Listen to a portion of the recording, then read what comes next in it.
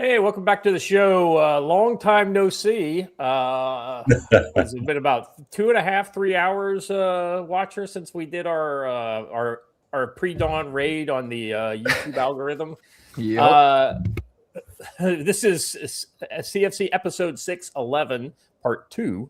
The first 2 hours and 20 minutes was this morning. Here's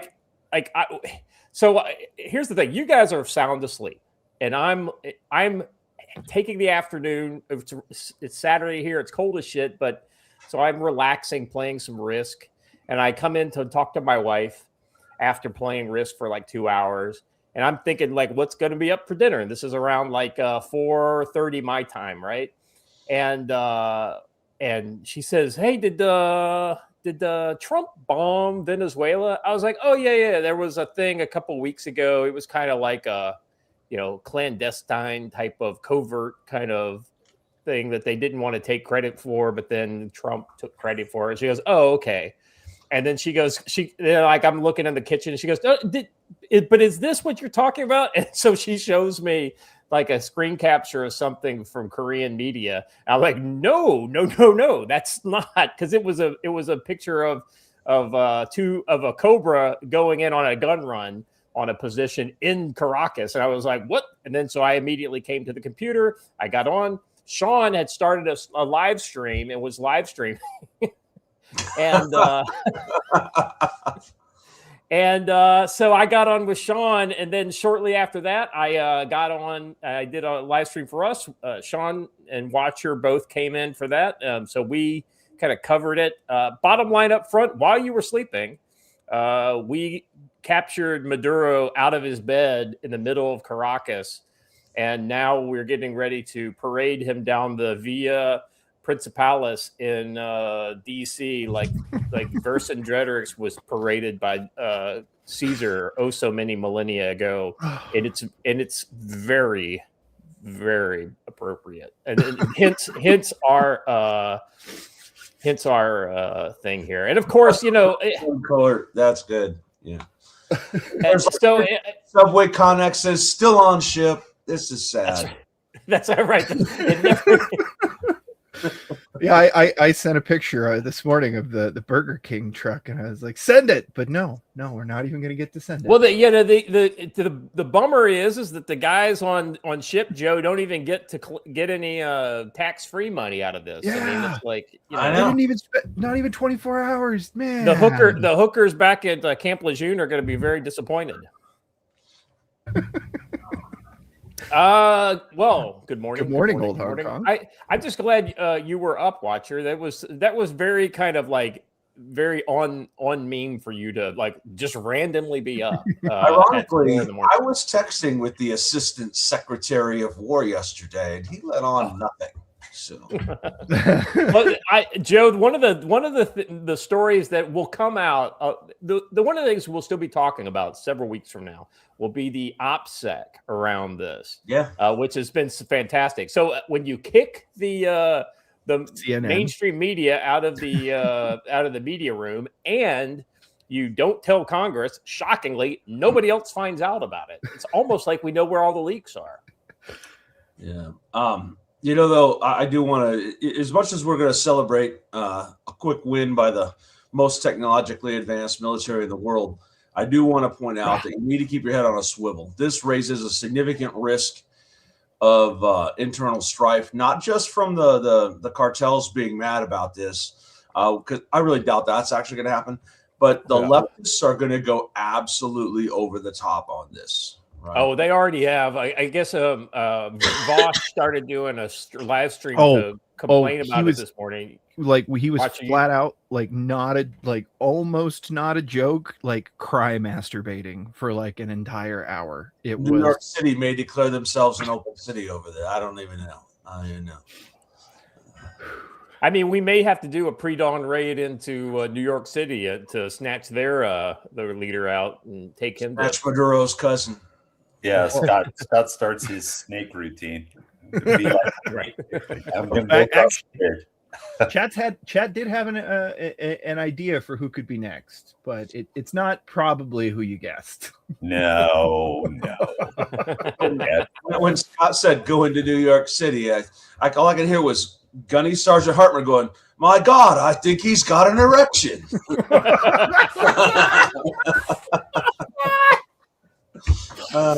So no, That's- back to what Joe was saying. That that's the reason I hopped in is the second and third order effects with Russia and China and Iran are where we need to go in the conversation at some point. Oh yeah. Well, and this is oddly enough why. So if you look at our title, they capture Maduro. What's next, right? Well, there's a lot of third order effects here, and Jim, I think I'd like to hear Jim talk about is Yeah, exactly. the Chinese who were in town to talk to him, right? And the fact that Iran and Venezuela potentially are going tits up simultaneously. Well, no, the whole network. Interesting. Yeah, so a network that's been relying on billions of dollars in illegal narcotics and oil money, right? All of a sudden dries up. That creates what Joe was just talking about. Is it people's panties are going to get into a knot for various reasons. They're not going to have money. They're not going to have friends. They're not going to have anywhere to go. And they're going to get pissed off. And so, regardless of what the agitation is, they will take action.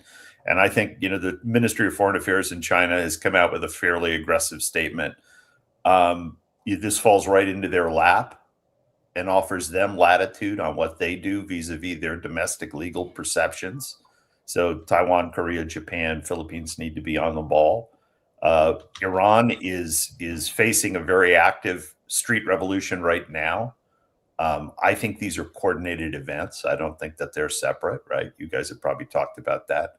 Mm-hmm. We'll see how that goes. I think that the Iranian people are going to try to rise up, but that's going to be really touchy. But given what you're seeing here, you've got Trump, Hegseth, and Rubio exhibiting really good choreography and really good, power. We haven't seen that in 30 years in the United States.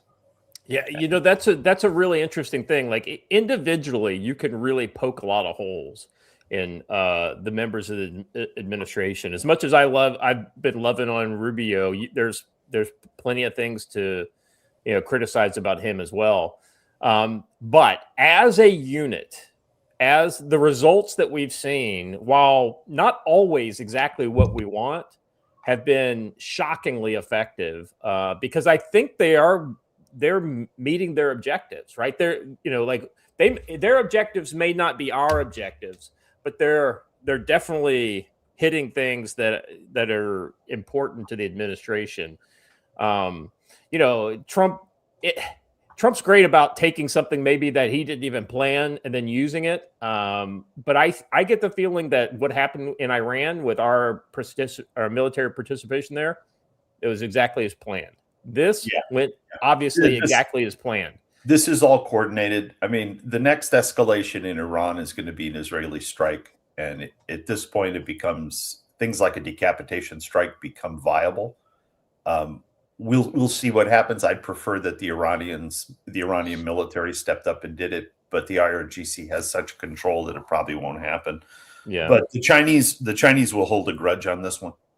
Big time. This is a thumb in the eye for them having their delegation there during the attack.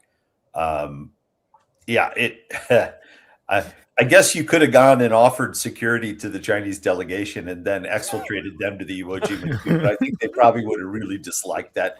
I know Joe would have loved to have done that job, but go to the hotel, Joe, and say, "Hey guys, we're here for your protection. Come with us."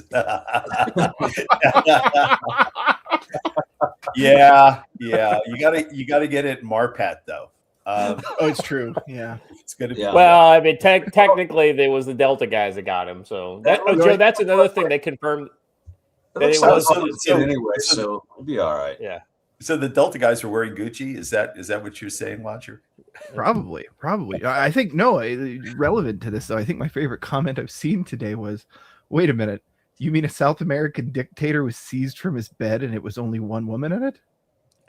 Right. or it actually was a woman. Well, yeah, there's that too. So you gotta understand the genre, baby. So somebody told us where he was laying his head, and we decided to hit it, huh? We didn't seize anything else on the ground. Nope. We don't want your oil. Yeah, we didn't touch anything, and in fact, from No, what we I probably can already see- had a deal for the oil with whoever told us where he lays his head. Well, no, so this is something that people forget is the United States private companies, big multinationals, owned all of the oil field rights in Venezuela and shared the revenue from those fields with the government of Venezuela for decades and decades and decades. And it was a very prosperous and successful country. There are major wealthy families in Venezuela. It was prosperous, the most prosperous place in Latin America for a while. And it was destroyed by communism and by narcotics. And wasn't it the third richest country in the world? We need to get the Venezuelans who are here in the United States to be able to move home. So the 1.5 million, 2 million Venezuelans that occupy the United States right now, whilst they're welcome as they were in trouble, it's time for them to think about going and spending their time, effort, and money. They have a lot of money. Rebuilding the country they lost control of because they got a little silly and a little greedy. I'm so glad. I'm so glad you brought that up. I'm calling it Operation Boulevard Boomerang. I calculate that we'd only need roughly 30 to 40 troop transport and hospital ships to get the entire diaspora there. The trip should take roughly 8 days, and I'm even okay if we give them some of our old M4s on the way down the ramp. I don't know about you gents, but surplus is surplus, and this sounds like a worthy cause. Well, I think you'd be surprised how many of them have their own airplanes, brother. There's a hell of a lot of money in that community. So what we need to do is not have them choose not to participate in the reconstruction of the country. And the difficulty with that is they've been gone a long time, and they have been pilloried by the Marxist leftist Bolivarian bullshit. And we need to help support getting the right people with the capacity to run industry in a capitalist structure. Yeah, so that's the key thing. There's two things they're going to need in the coming weeks. Let's first of all, we're making some assumptions here. One of the assumptions is the current regime, which technically is still in power, just without its head, and evidently both the Interior Minister and the Defense Minister are both still alive, and they are, while the Vice President seems like a fucking moron, those two seem like they're on the ball, right? So theoretically, theoretically everything should be able to continue rolling, but I don't think that's in the cards. I think the CIA and I think other elements are in the background, moving things. So let's assume Venezuela goes through an evolution of their government and back to something more hospitable to a market economy, right? If that's the case, Jim, they're going to need money and they're going to need competence, and not all the time money goes along with competence, right? Hopefully the people. Well, the oil seizures. So the oil seizures and the asset seizures that OFAC and the Treasury have set up worldwide, is billions and billions and billions of dollars. That money will go back to Venezuela, and that'll be the seed capital to get everything going. This is where the Marxist crazies like Gallego and the other left-wing partisan Democrats, they're having heart attacks now. Oh, it's about oil. It's absolute bullshit. Yeah. Right. We're going to give it back. Remember what I said that he was on his Noriega arc? Arc complete. Arc complete. It's to stop the Papal Nuncio on the way, but I've heard through my wife, who's just glued to Korean social media, that they're shipping him back via boat to Washington D.C., which I found that to be a weird detail. So take that with a grain of salt. We didn't hold the airport like we did in Panama, right? Panama was very different because we already owned half the country before we invaded. We already had airfields, so we flew him back.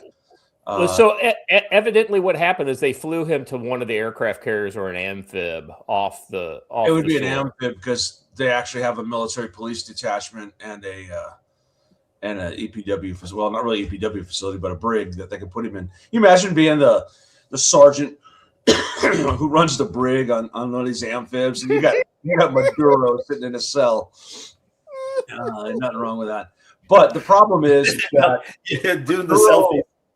I'm sorry. Go ahead. You imagine the selfies, Joe? Right? Oh yeah, there are. So we took Noriega in the pre-selfie age, but the problem we have is that in Panama, everyone knew that if Noriega fell, the military would stop. Their problem was they didn't want to stop because they knew what Noriega would do to him. He was still in power. Maduro is not the same. He's a little bit stronger of a personality, and he's kind of liked by a few of their people. So this does have the potential of increasing resistance, but who knows? We shall see, I guess. It's all guesswork at this stage. So. Yeah, one of the things he accomplished when this revolution kicked off a long time ago is he got rid of the intelligentsia. All of them left the country. They all went to Florida. Yeah. A lot of them went to Spain. They're gone, right? You've got to get them back. Iran suffered the same thing. And it's why Iran has been such a long, persistent, difficult retrenchment. The key to Venezuela is it's right here. The mistake the Venezuelans made was getting in the narcotics trade because it gave justification to this action beyond the nationalization of American assets, blah, blah, blah, blah, blah. Because the left wing worldwide is okay with oil companies getting nationalized. They hate oil companies, right? So they're good with that. All right, we're getting close to when we think the the press conference might be. So let's do a little housekeeping first. So first things first, thank you for joining us at this odd hour. If you would be so kind, normally we don't ask you to do this during the show at the beginning, but this is one of those kind of opportunities to kind of grow our audience. So if you're a frequent flyer here with us at the CFC, I assume you would be willing to help us. If you would, take the link that for this or the share button or wherever you're watching this and post it in one of your social medias and tell them, hey, my buddies on the CFC are live, kind of drilling down into this Maduro Venezuela thing. So that would be really helpful. These kind of live special things are our opportunity to kind of get the word out. And then even if you don't do that, I would appreciate a hit the thumbs up button. Let us know that you're watching. And then, we also did that live show this morning too. If you haven't had a chance to watch that, definitely go back and check that out. We actually broke 1,000 views on YouTube, if you can believe it, Joe. Can wow. The suppression algorithm didn't work this morning. So, but that had a lot. Sean dumped his entire chat into our, so he rated our show. So that was nice of him. So yeah, we have friends. Yeah, I know, right? That's Scott, why you hang out with us. Scott, you want to take a minute? And I think we got some super chats. That's the other thing I want to do. I want to catch up with the super chat. So we got several here. Peter Shay's helicopter tours for $2. Venezuela's refugees, you're welcome. Venezuela safe now. Go the hell home. Peter Shay again for $2 for today's show. What's that? Hegseg thought big, and now Maduro is in the brig. So there you go. Peter Shea helicopter tours for $2. The refugees must take Venezuelan criminals with them. They can then put them on trial themselves. Yeah. We'll be sending you a bunch of Trinidad or Agua guys to process in your. They need to build their own version of CCOT is what they need. Rowan Court for $1. The whole incident is utter bullshit. We didn't even get to unload the Burger King truck. I know, right, brother? Peter says helicopter tour for $5. Will Mandami try to interfere with Maduro prosecution and SDNY? He has, outside of the fact that court is in his city, he has absolutely no connection to federal court or anything to do federal. Yeah, but I think you're going to see crowds. Sure. Yeah, there'll be protests. So the toxic left in the country will go after this and anything the Team Trump does. and any success they have they will try to take it down. And so you'll see legal action, you'll see crowd action, you'll see just insanity in the streets on this one. But here's the reason why that's gonna work against them is to anybody with half a brain in their head, this looks like a fucking slam dunk, right? Yep.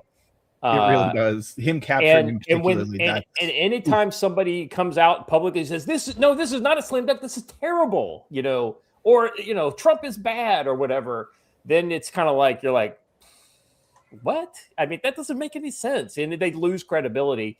I agree with you, Jim. That's going to be a problem, but it'll be one that I think 90% of the folks out there will see through. But you're right. There will still be a bunch of morons that follow along. Two things. We got a $20 from Karen. Whatever, Karen. Let me just say, whatever, Karen. But also, whatever, Karen. Are we getting any statements out of the Venezuelan government or what's left of it? Yeah, so there were some statements that came out. The vice president was like, "We don't know where Maduro is. We want the Americans to show proof of life." And of course, since then, evidently, it's been confirmed that they have him. So also, you've had the defense minister made a statement. I didn't see a translation of it, but we saw the video of him speaking. Based on the post, he was confirming that he was still alive and had not been killed. And then the Interior Ministry guy came out and made a similar kind of. He was posed a group with a bunch of, I guess, Interior Ministry groups or whatever. Because it being South America, Machismo is going to make a little bit of a play here. Yeah, 100%. I think you're going to have the face of the opposition, the elected opposition, in the room with Trump as soon as possible. Yeah. And they need to treat her as the heir apparent and the government in waiting. And she needs to call elections in 6 to 12 months. You need the speed. They need to keep velocity on this. The people need to come out in the streets today. And we're starting to see that, but we haven't seen it in Venezuela yet. I mean, we're still just hours away from when it happened. But we need to see like Iran level discontent in the streets now that Maduro is gone. And it seems like there is some honest outpouring, and so there was I was watching by the way, do you have the White House feed or what? I am. So they've tweeted that they're going to do it at 11, and I'm following them to try and see where it comes up. And I keep refreshing on YouTube to try and get it to come up, but I haven't got anything yet. Try over on X. They broadcast live. White House is live on X. Yep, you're right. It's nothing yet though. It's just this. All right, keep that. Yeah, keep that. Actually, go ahead and put that up and just leave it there. And when it pops up, we'll shut the fuck up. Did we address Karen's question yet, though, or no? No, not yet. So if somebody can explain, she said for $20. By the way, Karen, thank you very much for that very generous. If somebody could explain to me why the left is so upset that Trump pardoned Hernandez guy and then turns around and got Maduro. I need to have my counter argument for Monday. Thanks, guys. All right, I'll let somebody else take this off the top, and then I'll just because what happened there was that Hernandez was a passive leader of a country through which narcotics monies were being passed, right? And the Biden people took an opportunity to displace a conservative member in favor of a leftist leader in that country. And so I think it was used as kind of a bit of lawfare. Now, are narcotics monies being moved through Central America all the time? Yes. There's a difference between active participation in the business and looking the other way or not being aware of all of it. So in his case, I think he was a peripheral player. And I think the Bidens used it to get somebody else into power. That's the explanation I can see. Yeah, the way I understood it, and I think this kind of echoes what you just said, Jim, is the fact that he was not a direct participant, right? He was, for him, it was more of a corruption kind of angle. They tagged him to get rid of him politically. They wanted a more leftist Marxist in charge. They got that. It's now been reversed. Yeah. It's okay to have friends running countries that are peripheral to your country. Yeah, So I mean, Trump basically said that it was a witch hunt, and It was. it was politically motivated. Yeah, And I would say Claudia Sheinbaum in Mexico needs to pay attention to what's going on. So what's your opinion? Yep. You guys think this ends here? Which part? The operation against Venezuela. We have Maduro. I hope so. I think we talked about this earlier in the week. I had hoped we wouldn't have to do this, but if we do this, we've done it in a really targeted and controlled way. I don't think we need to put lots of boots on the ground. If we get to that point, this will become intractable because we'll then be unable. It's that post-conflict thing. You don't want a conflict of such gravity that the operational capacity of the country's destroyed. The de-Baathification movement in Iraq was a mistake from that standpoint. I don't think we should do that here, though the Minister of the Interior is a thug. That's his job, right? He's the domestic barrier. So he's got to go. And you've got to demilitarize the law enforcement side of this operation, and it's going to be hard. It's a multi-year process, but it needs to be done by Venezuelans. If we have to do it, it'll fail. yeah. I suppose it probably depends on the body count once they clear the rubble this morning, right? Yeah. Let's hope there are not any egregious losses. Yeah, I agree with you, Joe. That's one of those things you hope a 250-pound bomb didn't hit something it shouldn't have hit. Well, like one of the rumors I had heard a couple hours ago from my wife through the Korean social media was that one of the Chinese people actually was killed. Saying that they were staying at a residence, on the presidential compound or whatever. So I have not heard that anywhere else. So if something like that were to happen, then theoretically that could go high and right. Also, one of the not a 0% chance that this could be the case, but you could have had Russian crews in some of these air defense systems, and that potentially could, that Pantsir that took a direct hit. If evidently that was a wheeled Buck system, Buck M2E. That was a Buck because it got wrecked. It got wrecked. Is what it got. Whatever it was, it wasn't working. And a whole air wing at that air base out on the point that's Russian. So it would be very interesting that if the Russians that were there were conveniently not hit at all, that would be quite an intel coup. Well, I don't know if you saw, but they did issue about 12 hours before the operation began, there was a notice issued for all Americans in Russia to exit. We do know that Russia evacuated all of their civilians and dependents. What was that, a week and a half ago? Yeah. I tell you, if they're sending me to get Kim Jong-un, that's basically me telling me to go commit suicide. That's like There's also a non-zero chance of a significant number of Iranian casualties having occurred. I was just going to say that. Was this the base you're talking about, the one over here? But I do believe one of the S-300 systems was an Iranian system that they sent. Yeah, the Iranians used to run a twice weekly flight. They have an A340 they used to run. Mahan Air used to make the run. They moved a lot of cargo and a lot of people for a decade.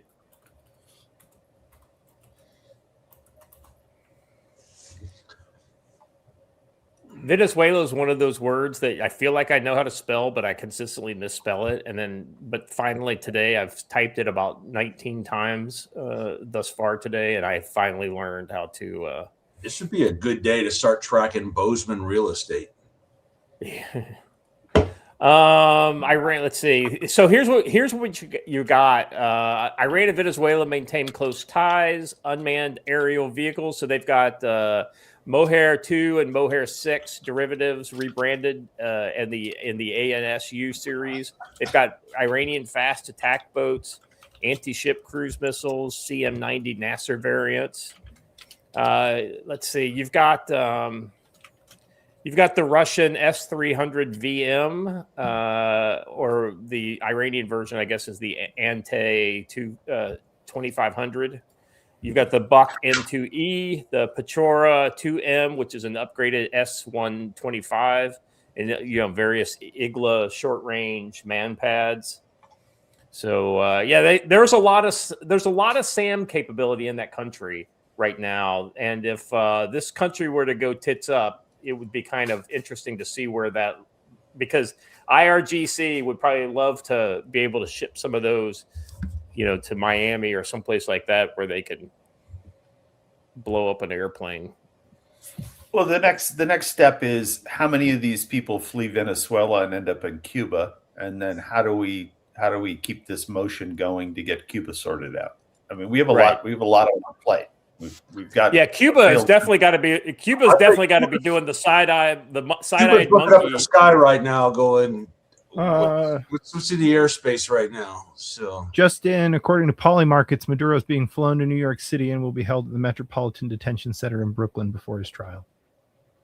Yeah, that's exactly where he's going to get the Jeffrey suite. Well, yeah, he's going to go the same place they took. Who Epstein. Well, Epstein was there, but who else? It was Noriega was there. What was the cartel, the Sinaloa cartel guy? What was his name again? The short guy who escaped through the tunnel system. And Mayo. Not Mayo. He's the more recent. Yeah, El Chapo. There we go. Thank you. Yeah, so El Chapo was there. So all the big guys kind of go through there. Oh, that's pretty good. By the way, I if you're watching us on X, it gives us a nice little notification that you have shared the stream. So I really appreciate when you guys share it. So thank you. So from NC Scout, the Chinese delegation, when Xi asks him what happened.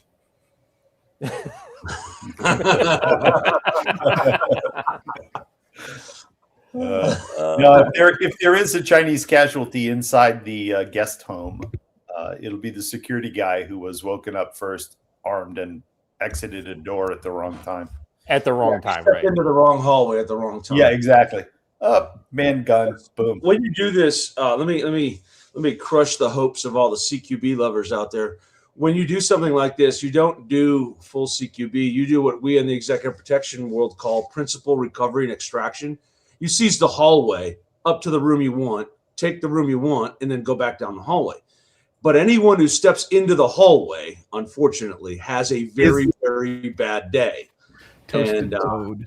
Breaking, Pentagon confirms tonight's operation involved a insertion of a single operator responsible for the sudden capture of Venezuelan President Nicolas Maduro. It's rumored to be this lone operator is none of the Special Forces legend, Tim Kennedy.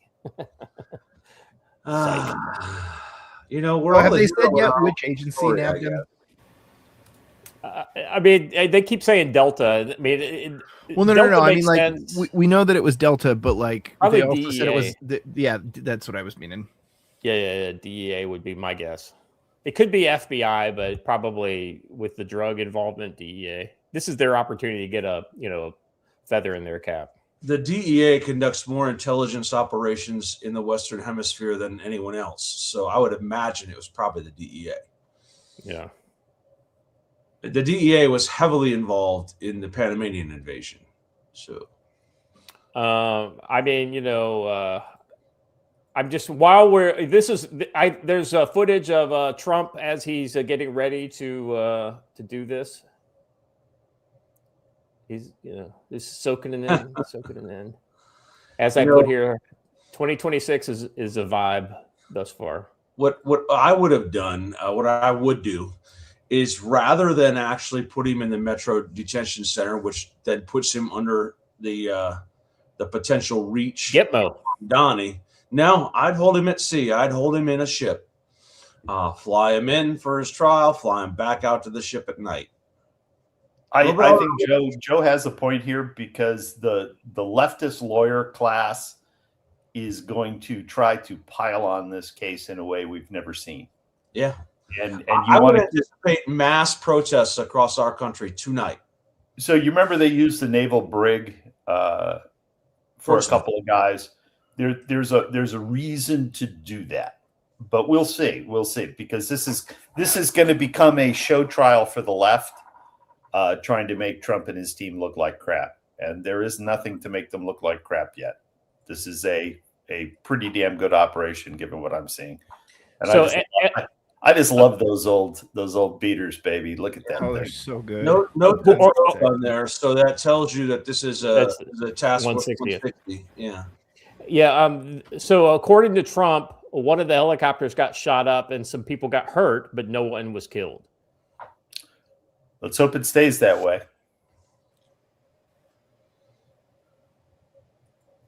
Man, yeah, Southern District of New York is corrupt. Yes, it is, and that leads to the what are we going to do about this?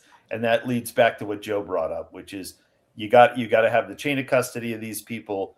You've got to be able to create a court system that will actually be able to adjudicate it. And given the way the court systems have been behaving in New York and in the Metropolitan District of Washington, we have a problem with our courts on the Eastern United States. This is going to be a challenge. So get ready for lawfare on a level you've never seen. Well, we prosecuted Noriega out of Miami, and that made life much easier for that. Absolutely. So one of the things that I would imagine is that in order for them to go in to grab him, I imagine the evidence is pretty fucking rock solid. I mean, you just imagine. I think maybe Scott, they're no longer. I think they want to show the complicity of the American government in allowing this to perpetuate and the dithering that's gone on since this revolution. Yeah, I think a lot of people in the U.S. government, and especially the FBI, the DOJ, and the CIA, are going to get black eyes. At least the previous regime folks. Let me answer this "why not military tribunal" question as the guy touching the military justice system the most. We don't try civilians of any stripe in a military tribunal when it's not a declared war. So without a declaration of war, the military courts have no jurisdiction over Nicolas Maduro. Yeah. Bondi will screw it up. That's true. I agree with that. The only way you can charge him in a military tribunal is if you declared him a prisoner of war, but then all kinds of other things attach, and therefore he can't. If you make him a prisoner of war, you can't charge them for crimes committed during a war. Well, and I'm also pretty sure that it wouldn't have been the DEA and that kind of stuff going to get him either, huh? Yeah. So that's how you know they're going the federal. They're doing exactly the same thing that they did with Noriega.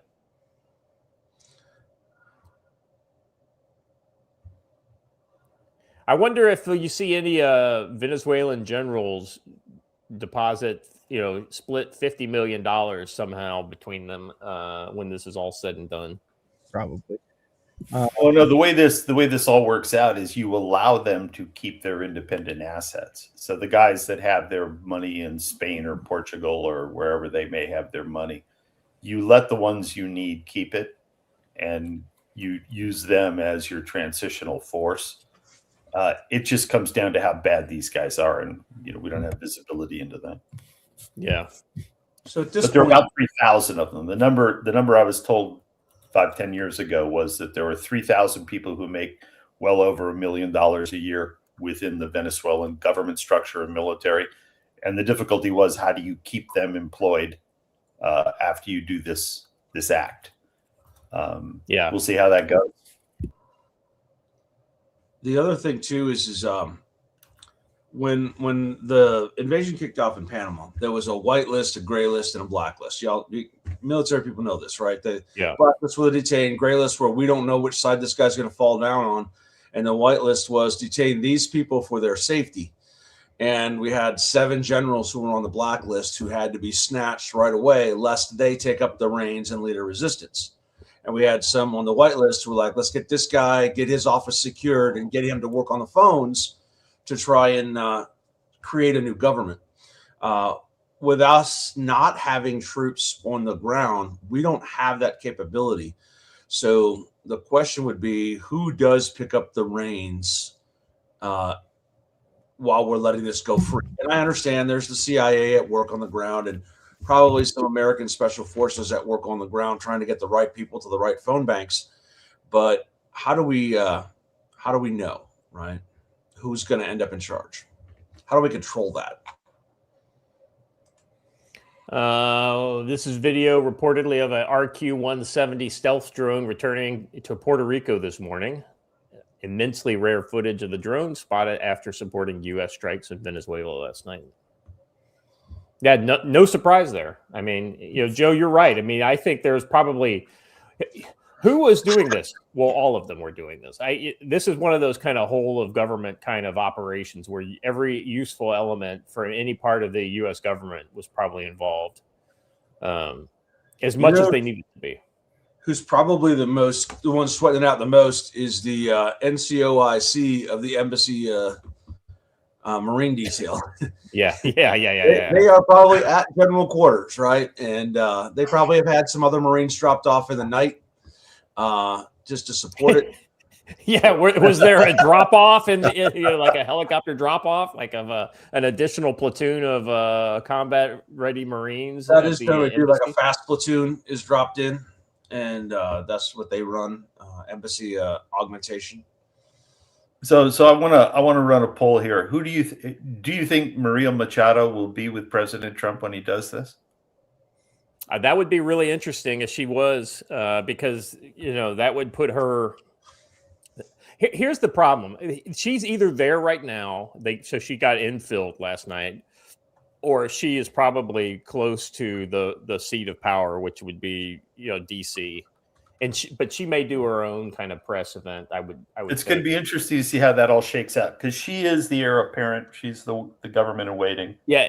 She wasn't able to run in 2024, so her candidate ended up winning that election ostensibly by about 70%. So I think he would be the obvious one that he could slot right in. But ultimately, whoever does it.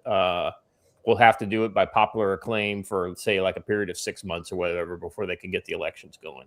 Yeah. Somebody asked. There's a lot of broken shit in that. Yeah, go ahead.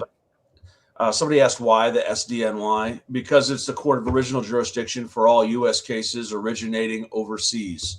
So if you're a tourist who gets caught smuggling drugs from one country to another and the U.S. decides to charge you, it's going to be in the Southern District of New York, no matter where in the world it happened. That's just how our court system works.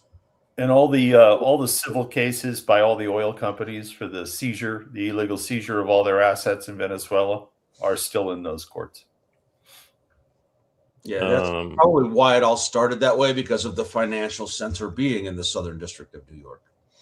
So let me ask you guys this. One of the things that we could see is a popular uprising and essentially go the Iran route and regime change, right? What else we could see potentially would be something more along the lines of, we're going to get really upset for about 48 hours, and then we're going to calm down, and then all of a sudden Exxon's going to show up, and then we're going to start making deals to open Venezuela back up to the rest of the world, and then all of a sudden, then we're going to have new elections, and then we're all going to go and live on the beach in Cuba or in Miami or something like that while the new elected government transitions into power. That would be that soft kind of transition that very well could have been part of the deal to get Maduro out. Funnily enough, I have petroleum engineers in my mentions because of another conversation I was in, telling me that it might actually be a lot faster and easier to get Venezuelan oil back up and running than I had been assuming all this time. Well, I mean, theoretically, their oil is still up and running. It's just the capacity's down. Well, yeah, the capacity's down because they let all their infrastructure rot away. And I was thinking you'd have to decom all that in order to get new ones set up. But what I'm hearing from a lot of petroleum engineers is, no, we can just literally slap one right next to it. We also have the only large refinery in that area that can actually handle that heavy oil out of Maracaibo. Maracaibo Basin oil is not easy to deal with.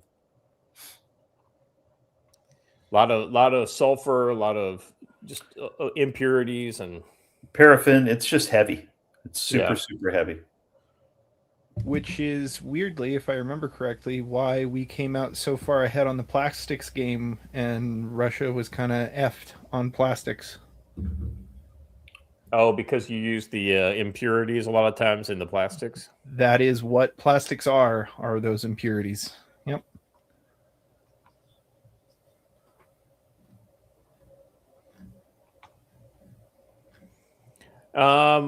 So a little off topic. A report is that the lights, the internet is down in Iran. So we haven't. That's why we haven't seen as much footage in the last 24 hours.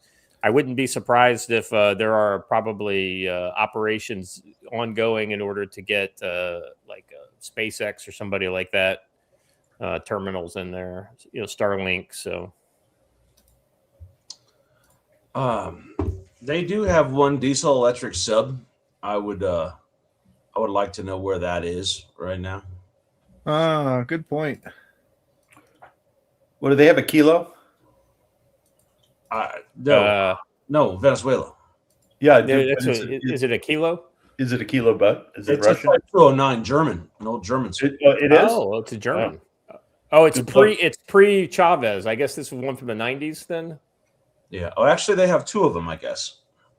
The Sabalo and the Carib. They're both from the 70s, so. 70s. Okay. They could probably stay underwater for all of 4 hours at a time. They're going to have a maintenance problem. Yeah.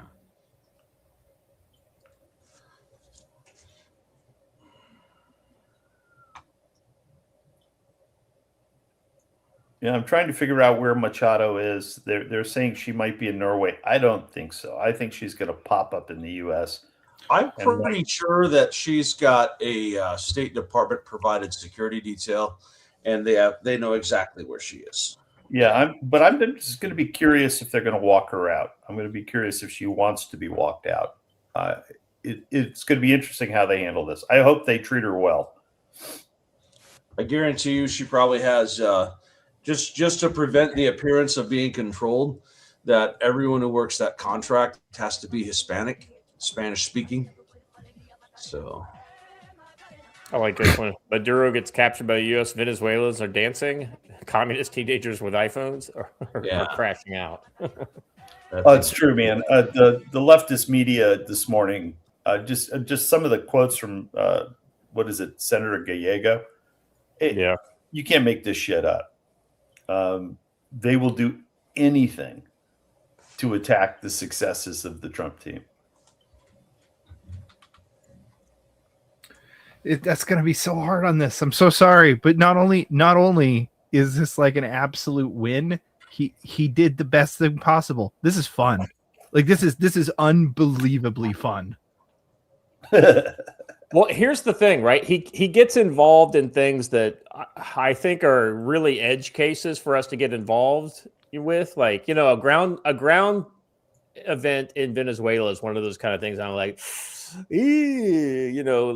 no, right? But at the same time, like he does it in a way that's like, okay, you grudgingly agree that that's exactly the right way. If you were to do it, that's exactly the way to do it, right?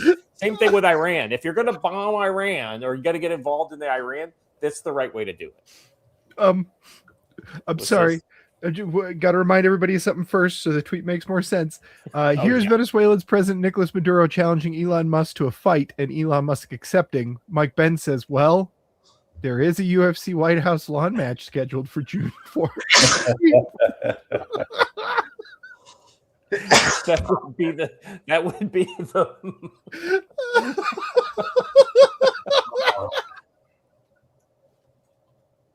So this is rolling out across a lot of places right now. So Khamenei has demanded Iranian rioters be, quote, put in their place. All right. This is hands in with Trump. That's bad. The Chinese, a series of Chinese companies have been sanctioned within the last day, Yes. or ties to Venezuela, and the use of bogus registrations, addresses. So all the shell companies, as part of the shadow tanker world, are being taken down as we speak. So the whole money game around this illicit oil is over, right? Yeah. It's going to get really, really hard to proceed, but that's going to put pressure on the dollar because you're going to have money moving out of the dollar. It explains a lot of the gold and silver activity. Interesting situation. Clay Martin put this out. Somebody else at Pub put this out. Trump should address the nation with Maduro sitting chained in front of him like Princess Leia in front of Jabba the Hutt. I'm telling you, the Vercingetorix, thing applies. I thought this was perfect. Yeah, no, yeah, I'm even going to read my tweet if it's that good. But legitimately, Trump is about to parade the barbarian king of an enemy land before you in a triumph not seen since the ancient glory of Rome, and you're blackpilling? Right. Let's see. How much of Venezuela's fleet became submersible? Yeah, there was heavy damage at naval facilities, is what the initial. I've not heard any specifics. I'm going to guess they took their Air Force apart. I'm going to guess they took their anti-aircraft radar network apart. I think all of that stuff is going to be gone. Yeah, I think if you see violent backlash against the citizens, I think you'll start to see America do to them what Israel did to Syria, to its military. Basically, systematically demolish it. Yeah, every building. As you can see, the more you fuck around, the more you're going to find out. See, as you can see. By the way, the indictment has been unsealed. If we had Sean here, we could have him say, "Okay, Sean, tell us what I need to know about this." Maybe I download it and throw it into Grok and say, "Grok, analyze this." There's some stuff in there. I will say, I read it. They're trying to get him for machine guns. Is one of the things. Yeah, maybe we now know the source of all those Glock switches. Well, China, but well, we've actually caught those shipments coming in. That's just like flat out China, and they're not even shy about it. I just don't know why they don't sell the Glock 18 here, just personally.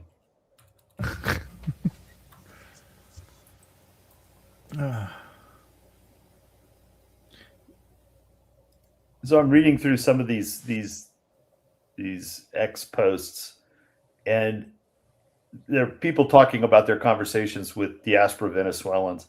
It's almost 100%. Let's get Venezuela back, and I want to go home. Hell yes.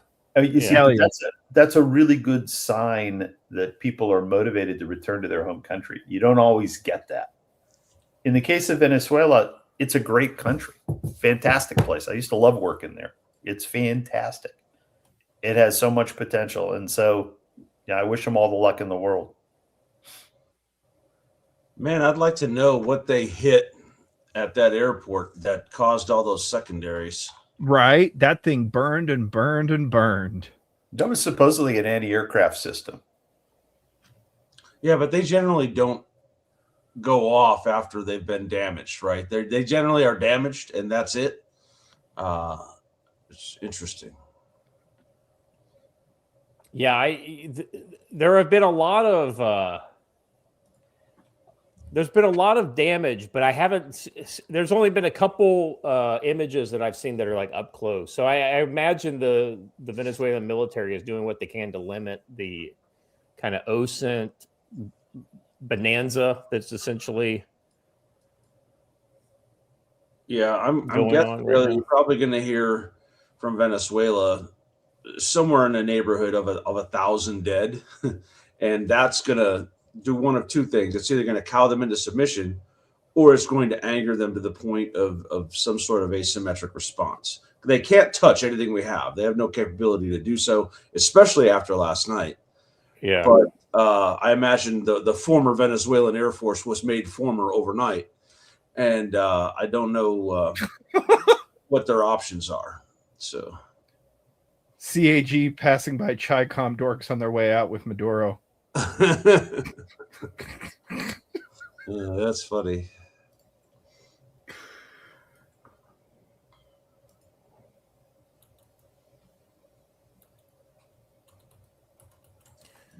Boy, I tell you what, they are not worried about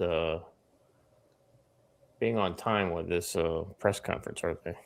No, It makes no, you they're wonder not. what's happening that's delaying them, right? Makes me wonder if they're waiting for Maduro to get there. That's not actually even physically possible from there. Yeah, but see, you can't go and grab a guy like that for to charge him in federal courts and then do something like that. You would So have to. Trump just posted a picture of Maduro. Hold up. They did. Oh God. Oh, I'm not seeing it. It's not on the DJ. Oh, it must be on True.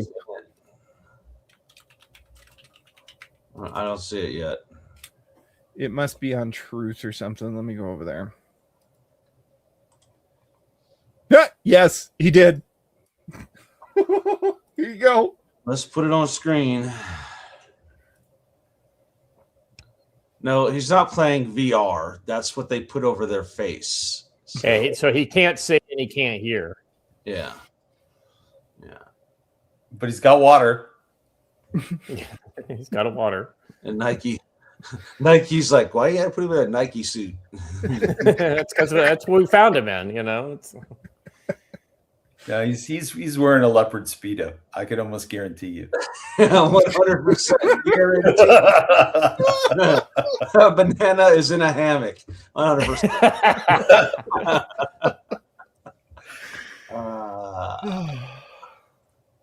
Somebody has posted the interview from Panama where that lieutenant, said we went in and we killed him, or it's like there's a lot of Panama nostalgia going on here. A lot of other people are comparing this to like Call of Duty, which it does kind of have a Call of Duty vibe to it, when as perfect as it went off. Hey, first of all, it's good to see Holly Midlife in the chat. Haven't seen you in a while. And second of all, oddly specific with the zebra print. Oddly specific. Yeah. Thong, hammock, zebra print. Yeah. Did your husband just walk through the room? Come on, be honest. By the way, nice to see you again, Katie. Katie we discovered the channel this morning, and she came over with the raid from Sean's channel. I think she's a mod over there. Chell, Patrick 7. We got a lot of the Stormies in the chat. We got Radcon Hazard. He came in this morning too. Welcome again. Some Trendy Agua. Yeah, that's right. Here's my thing. Do you guys think the Trendy Aragua stuff was directly the fact that they magically like 1 year nobody had ever heard of them, and the next year they're bigger than MS-13 in America? Do you guys think that was a op by Maduro, and that some of this might be linked to that? Oh, it was a channel play. He wanted to seize control of his own channels rather than sharing. So he didn't want to go through the Mexicans, and he didn't want to go through the Colombians. He wanted his own pathway. So he exported his operators into America. He said all his bad guys to go be bad guys in our country. Yeah, that makes a lot of sense to me. I mean, I think that's probably the strongest. Don't quote me in public, but it's what I'd do. Yeah. Bob Bobbin for $3 says the elites don't want you to know El Presidente and dictators are free. You can just take them. We got one right now. Yeah. Bob Bobbin for $1 said Timu air defense didn't work out well for them. Yeah, that's right. Well, that's going to be so. This is where China's going to get shamed, right? all of this qualitative improvement of Russian and Chinese systems, it fell apart in Iran. It fell apart here. Yep. Yeah, that's a great point, Jim. Iran had as good an air defense as anybody else in the world. I mean, maybe there's some bleeding edge systems in China or Russia that might be a little better. But Iran, because of all the kind of work that they did for everybody, they had the good stuff. And it basically, Israel and took it apart. And evidently we did the same thing in Venezuela. The Russians are like, we just gave you $6 billion worth of shit. Where's our money? Yeah.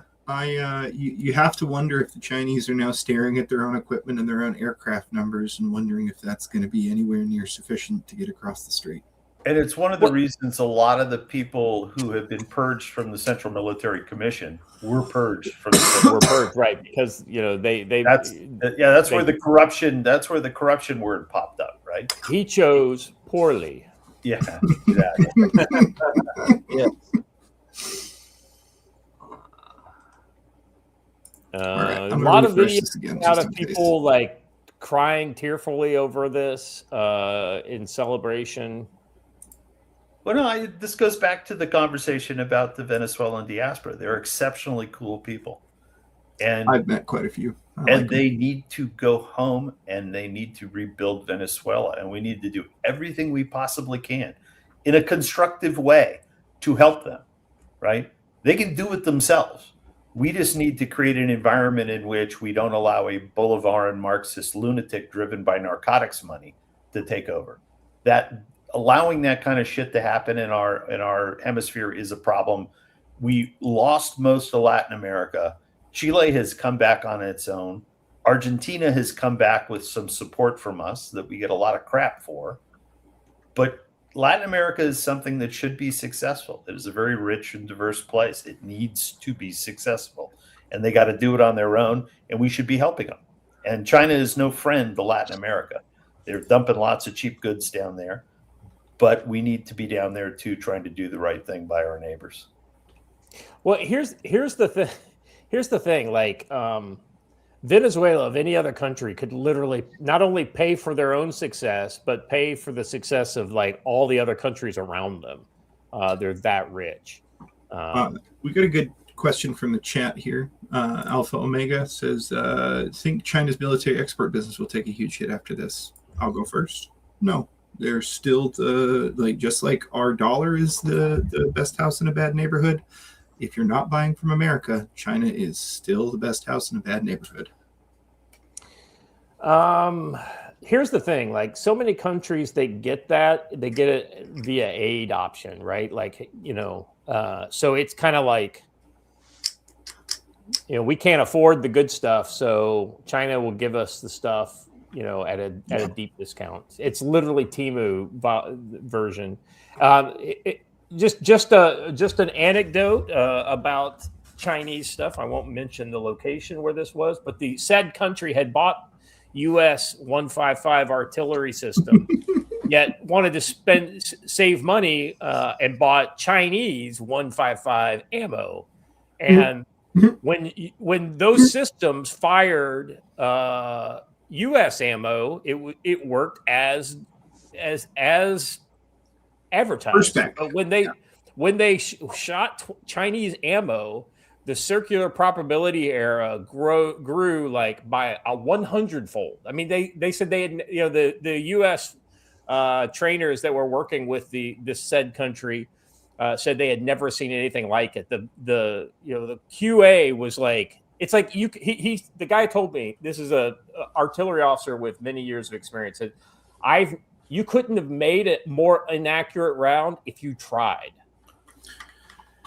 So if you saw some of the footage of the systems that were being used between Thailand and Cambodia, yeah, you watch the Thais roll up their old Scorpions that have been upgunned and have new sensors on them.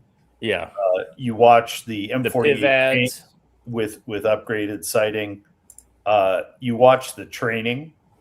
I mean, the discernible differences between the Western train and here we go. older equipment. There we Quite go. a Stanley. Hold on, I got to reshare it with audio. Well done, Watcher. You had one job.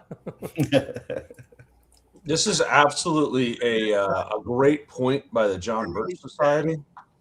We can black bag the president of Venezuela in a single night, but we can't deport Kilmar Garcia. Yeah, we military talked about this thing. operation All right, let's hear. in the capital of Venezuela. Overwhelming American military power, air, land, and sea, was used to launch a spectacular assault. And it was an assault like people have not seen since World War II. It was a force against a heavily fortified military fortress in the heart of Caracas to bring outlaw dictator Nicolas Maduro to justice.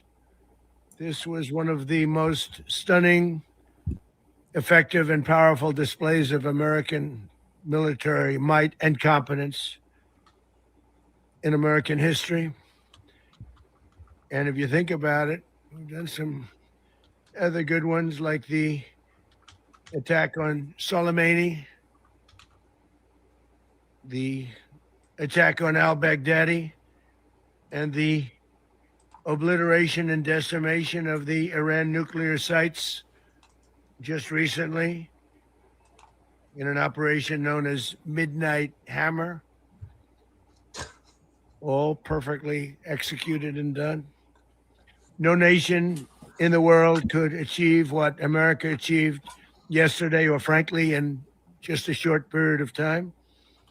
People saying he sounds All different. Venezuelan military capacities all night. rendered Yeah, he's an powerless as the 80-year-old man men who and just stayed up women all of our night. military working with U.S. law enforcement successfully captured Maduro in the dead of night.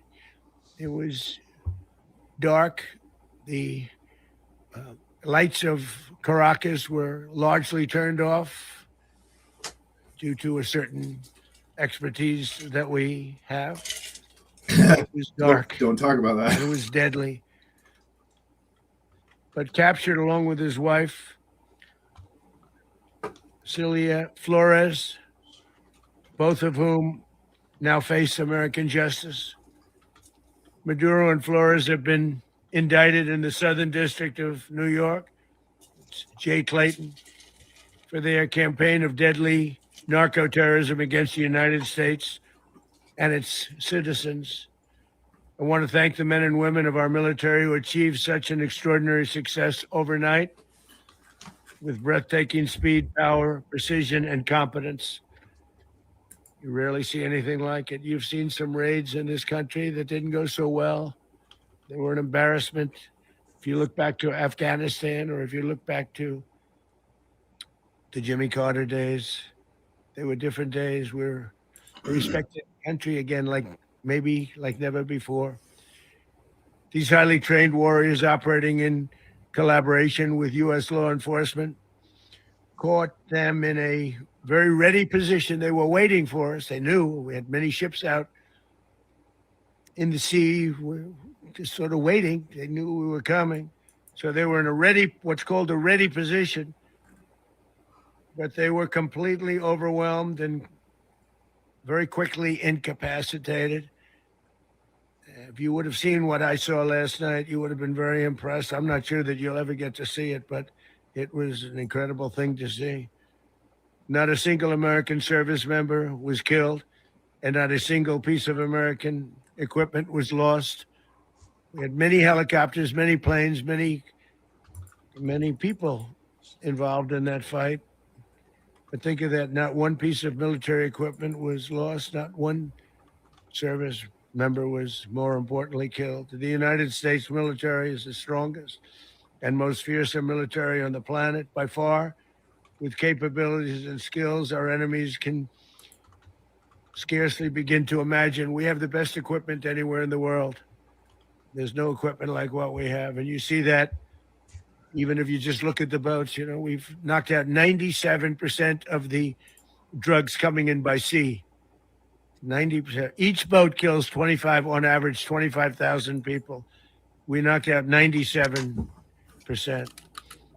And those drugs mostly come from place called Venezuela.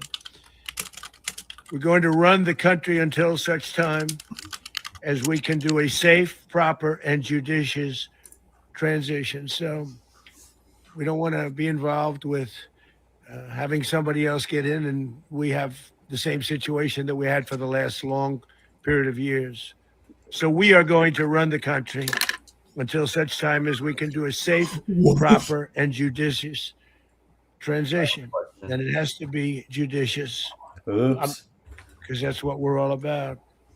We What do you want think? liberty and justice for the great people of Venezuela. And that includes many from Venezuela that are now living in the United States and want to go back to their country. It's their homeland.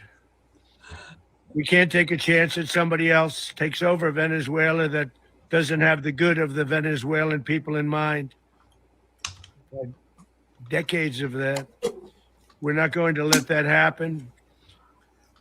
We're there now, and what people don't understand, but they understand as I say this, we're there now, but we're going to stay until such time as the proper transition can take place. So we're going to stay until such time as we're going to run it, essentially, until such time as a proper transition can take place. Wow, we don't hold any. Everyone knows the oil business in Venezuela has been a bust, a total bust for a long period of time. They were pumping almost nothing by comparison to what they could have been pumping and what could have taken place. We're going to have our very large United States oil companies, the biggest anywhere in the world, go in, spend billions of dollars, fix the badly broken infrastructure, the oil infrastructure, and start making money for the country.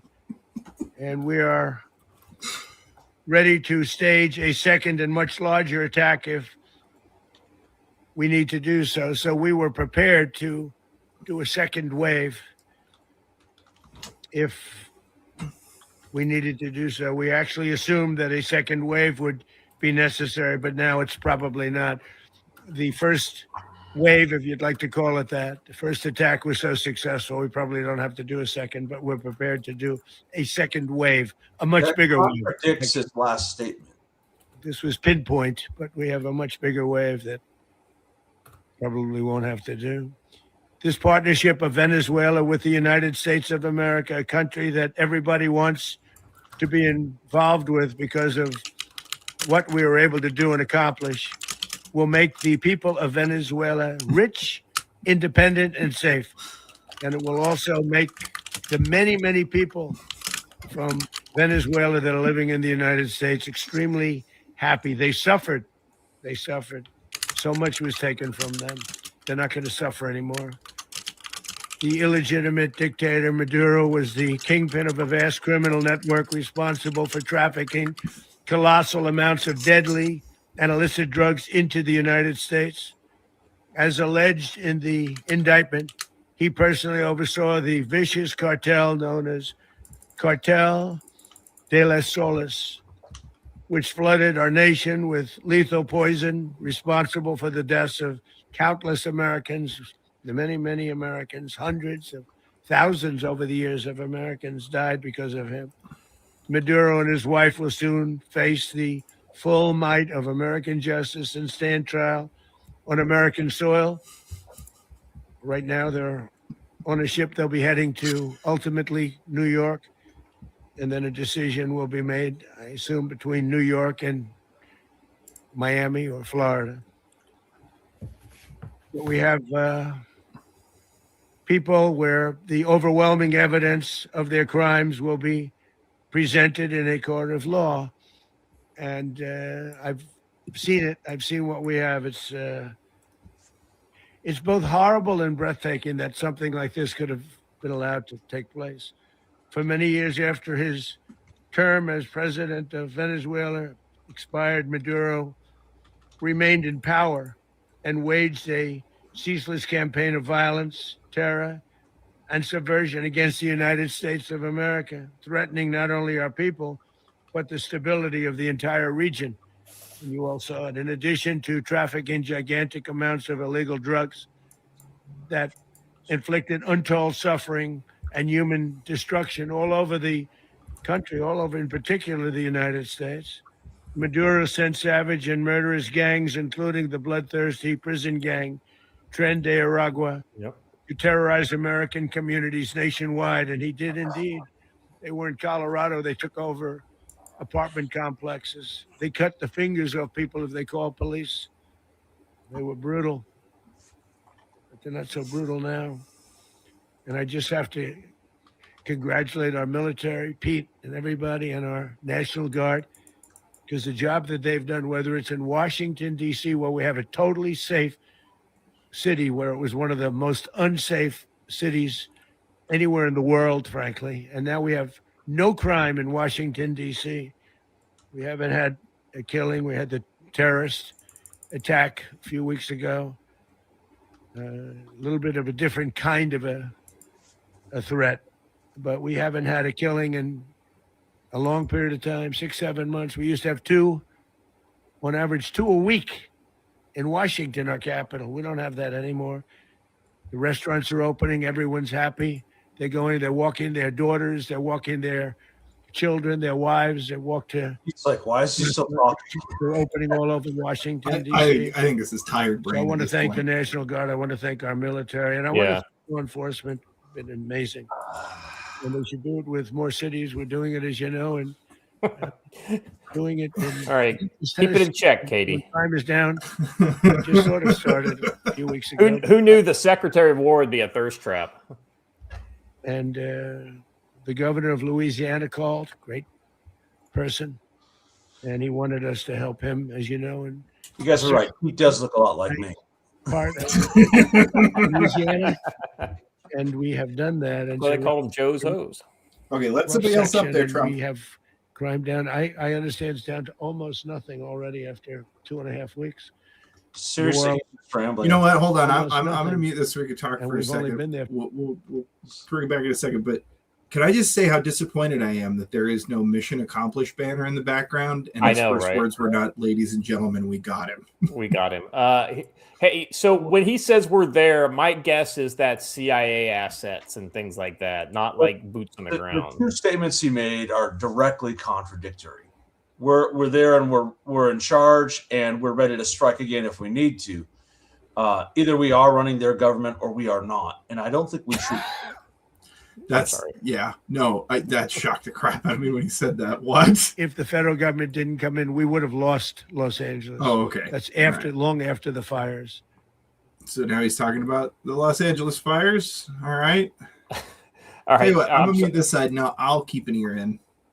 I'm sorry. You in the chat, you guys. Okay, so here you go. You got he can invade my country anytime from Katie, and then Stormy says it wasn't me this time. LOL.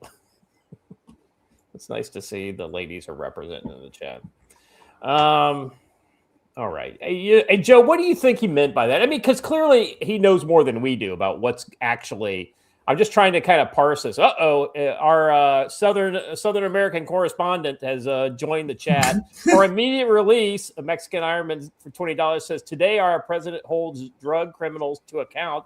In support, I hereby open Chateau Mexican Ironman on Hilton Head Island as a safe haven for smoking hot Venezuelan chicks 21 to 35, doing my part. Yeah, I guess these Venezuelans can invade Mexican Ironman's villa at any point. And then he'll invade them, if you know what That's I mean. right. Well, hey, Mexican Ironman, you have got the link, I believe. If you are free, we'd love to have you in here and get your thoughts. I mean, you would be the only one on the panel who habla some Espanol, some Tex-Mex language. I mean, Joe, you don't speak Spanish fluently, do you? See. Oh, he's talking about Tren de Aragua now. All right. Left her dead under the bridge. There was a bridge that will never be the same to so many people after seeing what happened. As I've said many times, the Maduro regime emptied out their prisons, sent their worst and most violent monsters into the United States to steal American lives. And they came from mental institutions and insane asylums. They came from prisons and jails. The reason I say both, they sound similar. Actually, prisons little bit more hostile, a little bit tougher. A mental institution isn't as tough as an insane asylum, but we got them both. They sent from their mental institutions. They sent from their jails, prisons. They were drug dealers. Bobbin for $3 over in Rumble says $1 gas. Let's go. USA gets that Trump would get reelected by people even if it's illegal. $1 gas would get you a long ways.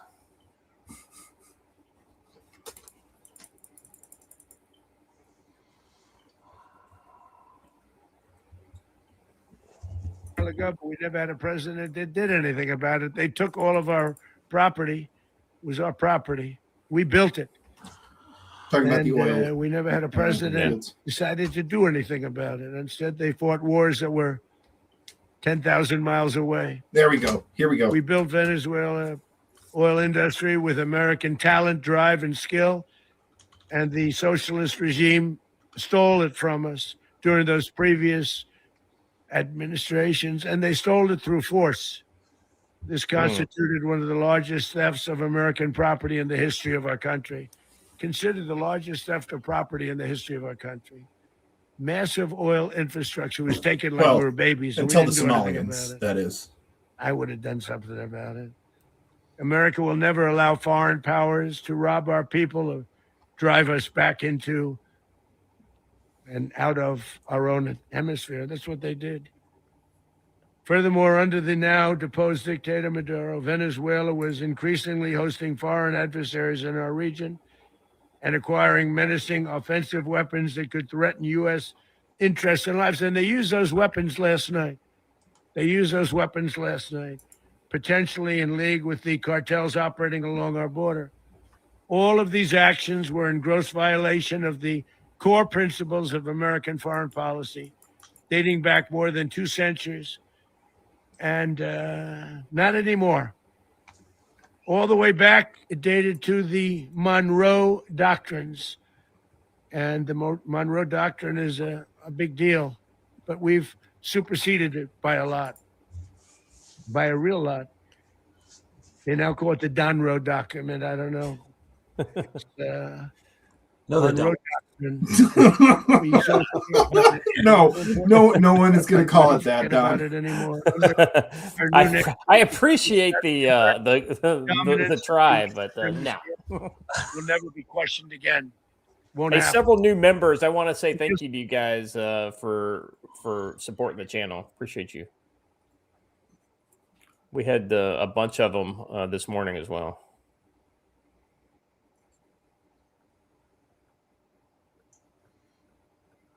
Here's the thing. He's still on prepared comments, which is kind of interesting. This is not just rambling, like he's rambling here when he looks up, but he's got notes that he's reading from. Well, that's the thing, though. Like I said in our chat, if he stops trying to ad lib, this would be done by now. But every time he looks up and he starts to ad lib, he just rambles. Look at me. Look at how great I am. I want to hear Pete and Marco. You can tell by Marco that this should have been over by now. Hey, Vixen Iron Man's looking for the link, Watcher. I got you, dog. Yeah, you got it. Yushan, welcome. Another new member. And we had Palmyra Media. Welcome. People call me the Doninator. You can ask anyone. Right, Derna. Right. Oh, hey, we got another guest joining. Oh, very good. He asked me a while ago, and I didn't see it till just now. Hopefully, he sees this.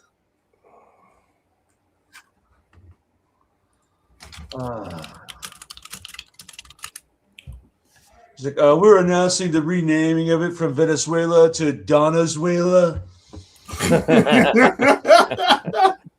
Should serve as warning to anyone who would threaten American sovereignty or endanger American lives. Very importantly, the embargo on all Venezuelan oil remains in full effect. The American Armada remains poised in position, and the United States retains all military options until United States demands have been fully met and fully satisfied.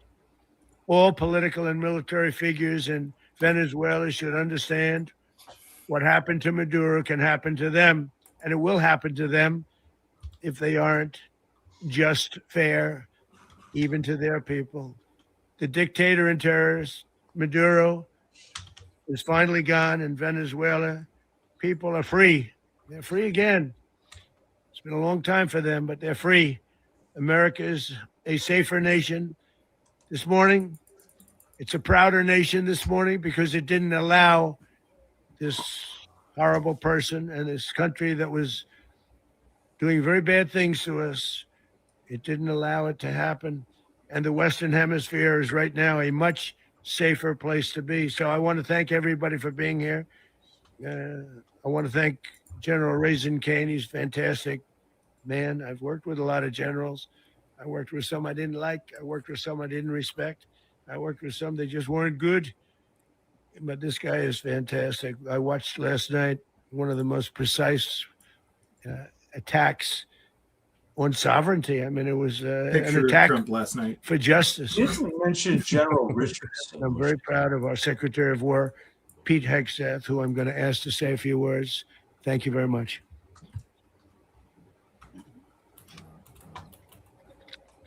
Well, thank you, Mr. President.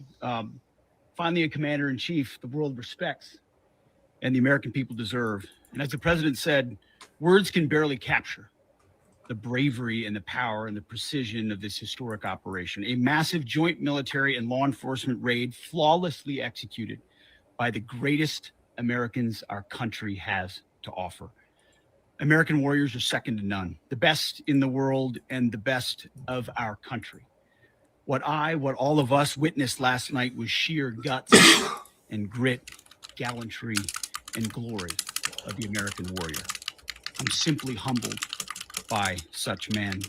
And I tip my hat to our chairman, Dan Raisin Kane, and all those Americans who stood watch last night. Our warriors are the elite of America. And again, President Trump has your back.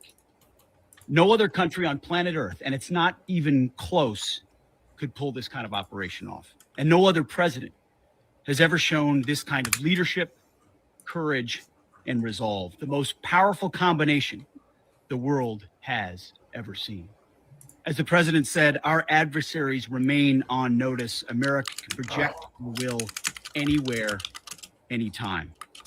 The coordination, the stealth, the lethality, the precision, the very long arm of American justice, all on full display in the middle of the night.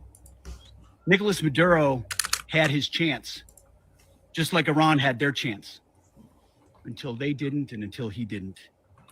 He effed around and he found out.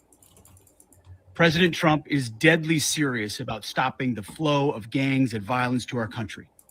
Deadly serious about stopping the flow of drugs and poison to our people. Deadly serious about getting back the oil that was stolen from us. And deadly serious about reestablishing American deterrence and dominance in the Western Hemisphere. This is about the safety, security, freedom, and prosperity of the American people. This is America first. This is peace through strength. And the United States War Department is proud to help deliver it. Welcome to 2026. And under President Trump, America is back. I'd like to welcome now our Chairman Raisin Kane, to give a few more details about the operation. Yeah, excuse me, gents. I think I might need to go check in with the recruiter real quick. Thank you, Mr. Secretary. Thank you, Mr. President, and good morning. Last night, on the order of the President of the United States and in support of a request from the Department of Justice, as the President said, the United States military conducted an apprehension mission in Caracas, Venezuela, to bring to justice two indicted persons, Nicolas and Cecilia Maduro. This operation, known as Operation Absolute Resolve, discreet, Just doing a little watch along, during the darkest hours of January 2nd, and was the culmination of months of planning and rehearsal. An operation that, okay, I'm sorry to interrupt the general, the United States can I just say, Don Roe doctrine. Well, between Don Roe doctrine and the thirst trap, that's clearly got all the gals in the chat hot and bothered. Asked to do this type of mission again. Our interagency work began months ago and built on decades of experience of integrating complex air, ground, space, and maritime operations. While the past 2 decades have honed the skills of our special operations forces, this particular mission required every component of our joint force, with soldiers, sailors, airmen, Marines, and Guardians working in unison with our intelligence agency partners and law enforcement teammates in an unprecedented operation. We leveraged our unmatched intelligence capabilities and our years of experience in hunting terrorists. And we could not have done this mission without the incredible work by various intelligence agencies, including the CIA, NSA, and NGA. We watched, we waited, we prepared, we remained patient and professional. This mission was meticulously planned, drawing lessons from decades of missions over the last many years, many missions over these last many years. This was an audacious operation that only the United States could do. It required the utmost of precision and integration within our joint force. And the word integration does not explain the sheer complexity of such a mission.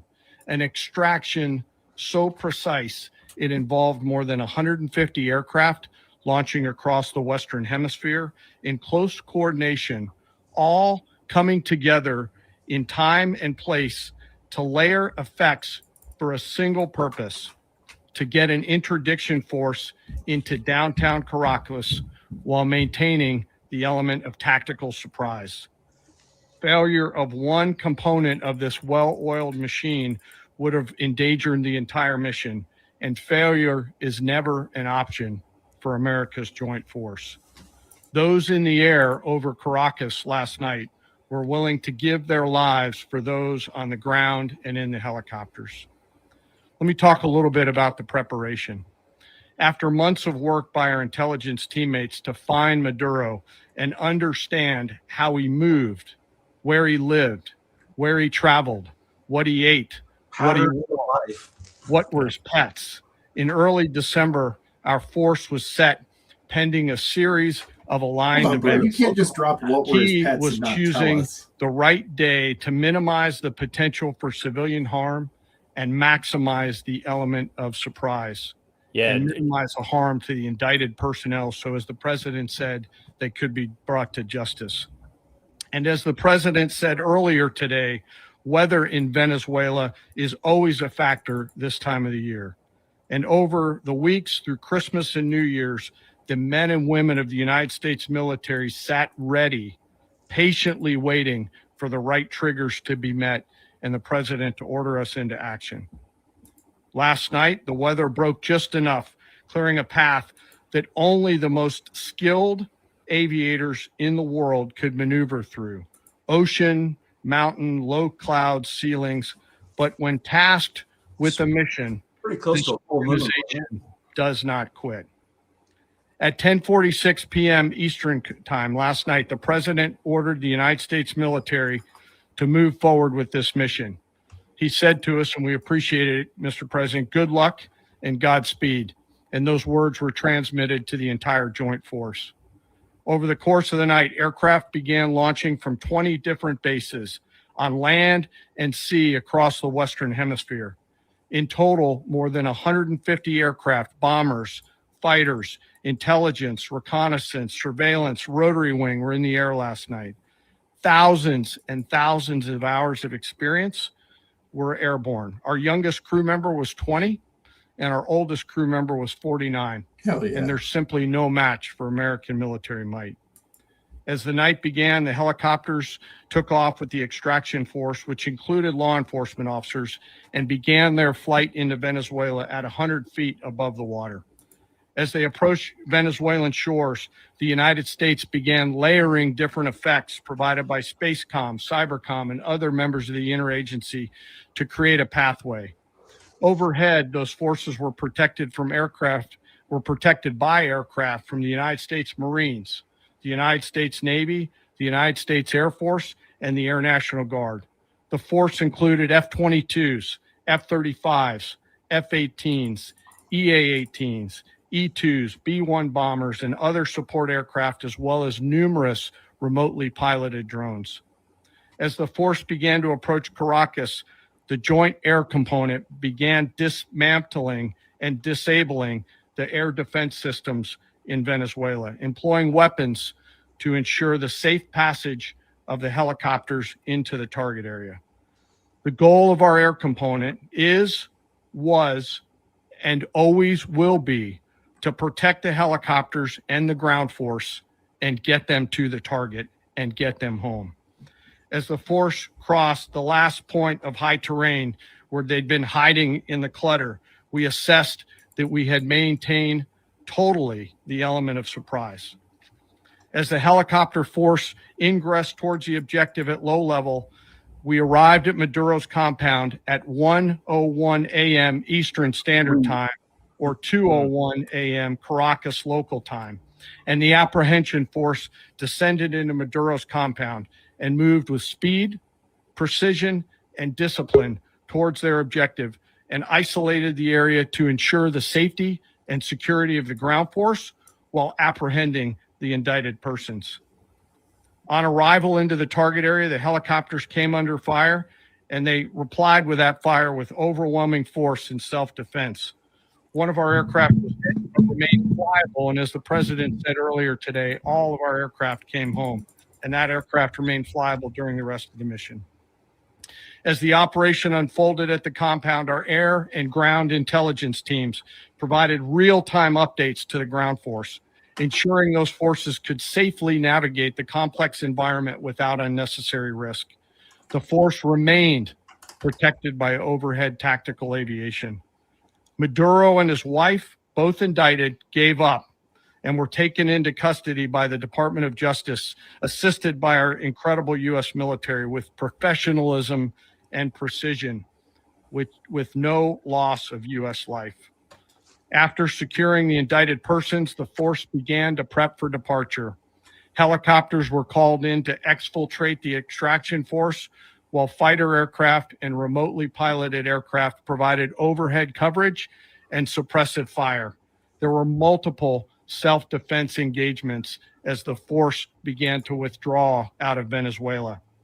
The force successfully exfiltrated and returned to their afloat launch bases, and the force was over the water at 3:29 a.m. Eastern Standard Time with indicted persons. 2 hours. And both Maduro and his wife were embarked aboard the USS Iwo Jima.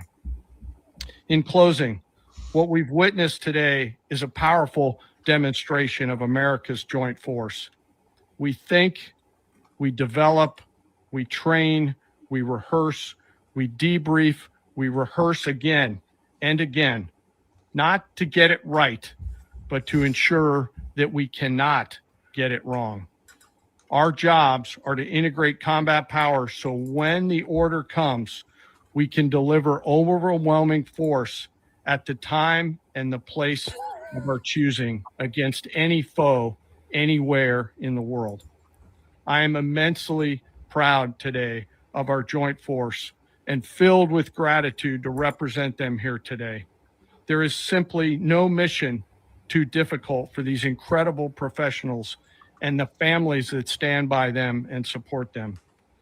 As we stand here this morning, our forces remain in the region at a high state of readiness, prepared to project power, defend themselves, and our interests in the region. This operation is a testament to the dedication and unwavering commitment to justice and our resolve to hold accountable those who threaten peace and stability. In closing, I want to express my heartfelt gratitude to the brave men and women who executed this mission.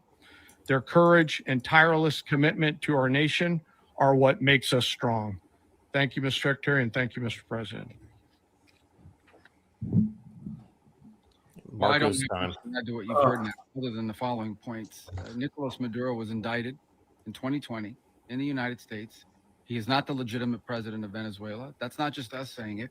The first Trump administration The Biden administration, the second Trump administration, none of those three recognized him. He's not recognized by the European Union and multiple countries around the world. He is a fugitive of American justice with a $50 million reward, which I guess we saved $50 million. And yeah, but The commander of CAG is like, wait a second. I thought we were getting a bonus. He was provided multiple very, very, very generous offers and chose instead to act like a wild man, chose instead to play around. And the result is what we saw tonight. The other message here is the following. You have a guy, like many people around the world, they like to play games. You have a guy who decides he's going to invite Iran into his country, is going to, do the confiscation of American oil companies, is going to flood our country with gang members, is going to take Americans prisoner and try to hold them for hostage and trade them like he was able to do with the Biden administration. Basically likes to play games all this time and thinks nothing's going to happen. And I hope what people now understand is that we have a president. The 47th president of the United States is not a game player. When he tells you that he's going to do something, when tells you he's going to address a problem, he means it. He actions it. I can tell you, I've watched this process now for 14, 15 years, been around it. Everybody talks. I'm going to do this. I'm going to do that. When I get there, we're going to do this. We're going to take. This is a president of action. Like, I don't understand yet how they haven't figured this out. And now, if you don't know, now you know. Because this is the way it's going to play out. And I think people need to understand that this is not a president that just talks and does letters and press conferences. And, if he says he's serious about something, he means it. And this is something that was a direct threat to the national interest of the United States. And the president addressed it. There's a president of peace, by the way. I told you what I just said earlier. This guy had multiple opportunities to find his way somewhere else and figure out another. He could have been living somewhere else right now, very happy. But instead, he wanted to play big boy. And so now, he's got other sets of problems on his hands. And I think that here should be for the world. Look, the president doesn't go out looking for people to pick fights with. He's not generally wants to get along with everybody. We'll talk and meet with anybody, but don't play games. Don't play games with this president's in office because it's not going to turn out well. And so I hope that I guess that lesson was learned last night, and we hope it'll be instructive moving forward.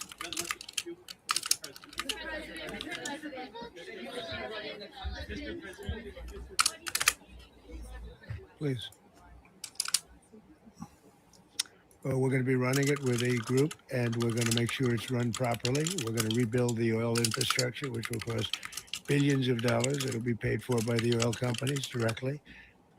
They will be reimbursed for what they're doing, but that's going to be paid. And we're going to get the oil flowing the way it should be. As you know, it was just a minor flow. It was actually a minor flow for what they have. But we're going to run it properly, and we're going to make sure the people of Venezuela are taken care of. We're going to make sure the people that were forced out of Venezuela by this thug are also taken care of. President, does the U.S. running the country mean that U.S. troops will be on the ground? How will that work? Well, they always say boots on the ground. So we're not afraid of boots on the ground if we have to have. We had boots on the ground last night at a very high level, actually. We're not afraid of it. We don't mind saying it, but we're going to make sure that that country is run properly. We're not doing this in vain. This is a very dangerous attack. This is an attack that could have gone very, very badly. Could have gone very badly. We could have lost a lot of people last night. We could have lost a lot of dignity. We could have lost a lot of equipment. The equipment is less important, but we could have lost a lot. And we're going to make sure that this is proper. We're there now. We're ready to go again if we have to. We're going to run the country right. It's going to be run very judiciously, very fairly. It's going to make a lot of money. We're going to give money to the people. We're going to reimburse people that were taken advantage of. We're going to take care of everybody. It's very important. We couldn't let them get away with it. They stole our oil. We built that whole industry there. And they just took it over like we were nothing. And we had a president that decided not to do anything about it. So we did something about it. We're late, but we did something about it. Yeah, please. Mechanism by which you're going to run the country? Are you going to designate a U.S. official to coordinate? Yes. It's all being done right now. We're designating people. We're talking to people. We're designating various people, and we're going to let you know who those people are. Would run Venezuela? Well, it's largely going to be for a period of time, the people that are standing right behind me.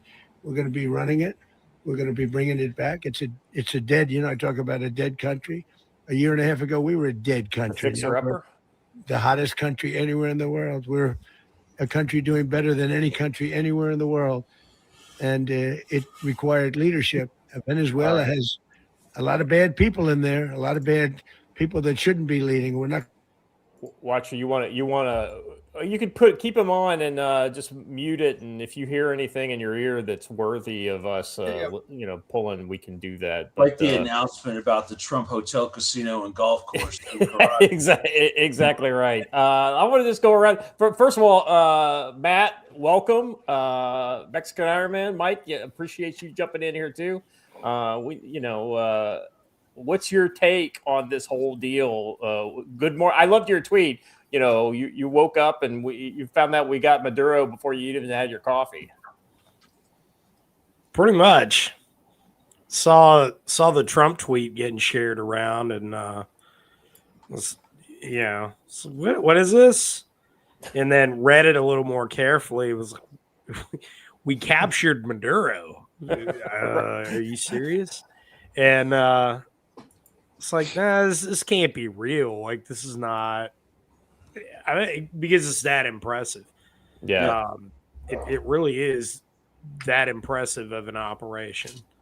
I gotta say, listening to General Kane explaining that, I don't know of any other organization in the world that could have done what we did. And I don't know that we could have done it. I don't know if we could have done it 3 years ago. You know what it reminds me of? It reminds me of the operation that the Soviets ran, which kicked off the Soviet-Afghan war. Yeah. But they didn't. The thing is there's some incredibly stark differences. The big difference there is they went there to kill that guy. They weren't trying to take him back to Moscow. They were killing him. And they did. The Russian advisory, the Soviet advisory was already boots on ground in Afghanistan at that point. We were, this was just a really well planned out, well executed, very, very well executed operation. I mean, it's right up there with the Sante raid. Yeah. And the Doolittle raid and the raid on Luzon. It's really incredible. Yeah, Sante's the one that came to mind for me because a lot of people don't know about it because they ultimately didn't get what they went in there for, but it was executed perfectly. And so secrecy. So yeah. Nobody knew about it until way later in the 70s, and it was the guys from that raid who became the core of the counterterrorist kind of movement, in the 70s. So, the recapture of the Mayaguez was quite similar too. So, now, go ahead. I was just gonna bring Mike in. Mike, what's your take? It's kind of a cultural moment for people from Venezuela, now if we could get Sheinbaum, you can throw your hands. Man, up. if they get Sheinbaum, man, I'm going to be throwing the biggest party ever.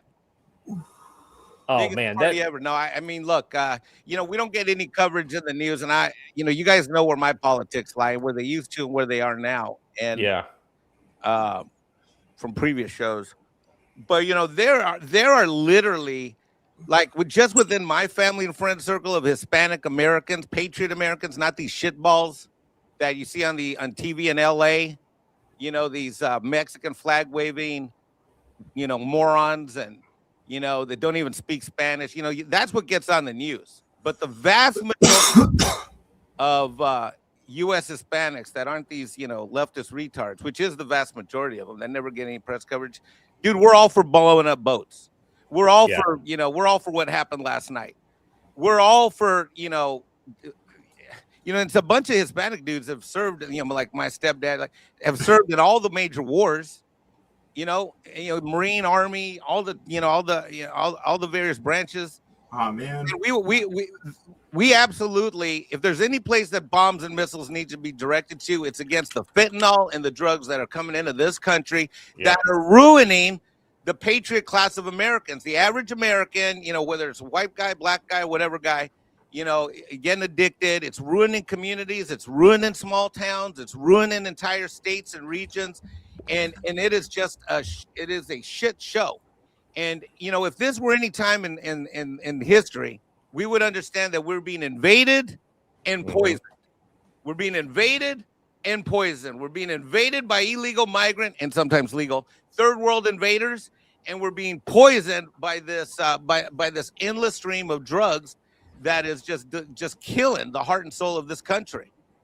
And if we don't do stuff like start taking these a-holes out where they reside and where they think they're safe, well then, look, if we don't start creating safety, if we don't start stopping this thing up where the ice starts to melt on the mountain of the drug culture, and these drug shipments, then by the time it trickles down into the stream of water that is fentanyl, that's killing our kids and getting people addicted, if we don't start doing that, then we're not serious about it. That's how I feel about it. And I got plenty of friends and family that feel the same damn way. Mike, Mike, I'm really sad you weren't here earlier because I had the perfect meme for that, but it's gone. It's done and gone now into 1,000.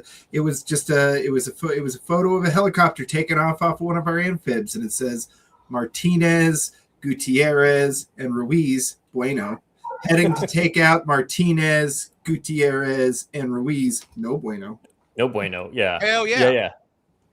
Well, it's funny what you're seeing in some of these kind of communities that the Democrats try to push together artificially. Like, recently you had people interviewing people who wanted to join ICE. Well, you're Hispanic. How can you do this? How can you deport people? And he's like, there's the good people like me that came here the right way, and we are the biggest enemies of.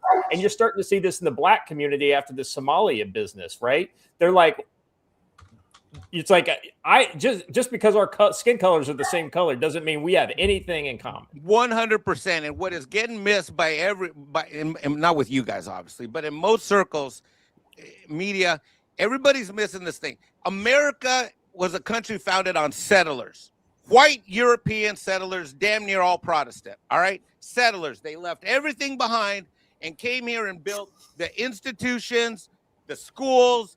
Literally from woods on the mountain to the towns to civilization. That was done by settlers. Yeah. Settlers did the hard work to build the foundation of this great country. Then you had what I'm going to call immigrants. And those were also people that left everything behind, left all the bullshit behind and adopted the great patriotic ways that our founders created and adopted. Let me tell you, in my household, my grandpa, who barely spoke a lick of English, he beat the crap out of all the grandkids whenever he heard us speak Spanish in the home because he said, we're Americans. We're going to learn. We're going to be Americans. We're not in Mexico. And all of us were raised to speak English properly.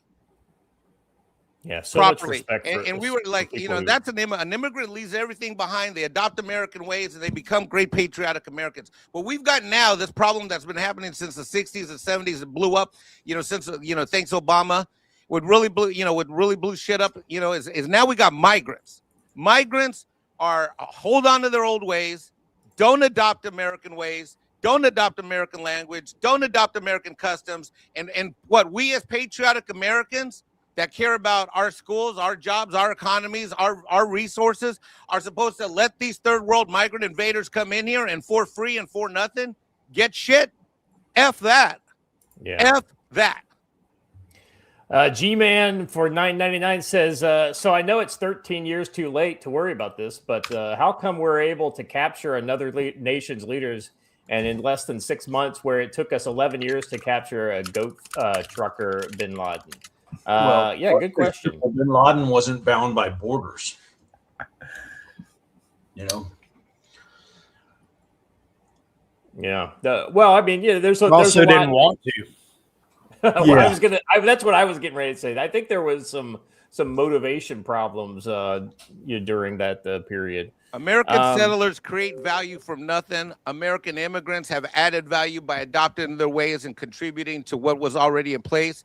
But migrants are third world invaders that take, leech, and use and abuse and are cockroaches that add no value and bring their waste, destruction, and horrific values with them. You know, Mike, for a guy who's not a YouTuber, you're pretty eloquent. I like this Mexican. I like this. Wait, hold on. You'll like me even more with this. Hold on. Oh, yeah, hold on. Jesse. All right, I don't want anyone in chat saying he's not a real Mexican. I love it. Mike. And I don't want anybody saying I'm not a patriotic American because most of my family's from Texas anyway. There you go. Okay, I love the hat change. I brought Talk about you can wear the right hat. Right, Hey, I brought props. I just wish I would have been ready for that because I totally had this like in the background, but I didn't time it right. Now I feel bad. Oh, of course, now it's not going to play. Of course. Oh, you've got the. Wait, do I go back to sombrero mode? Hold on. There you go. Yeah. See, look. Hopefully, All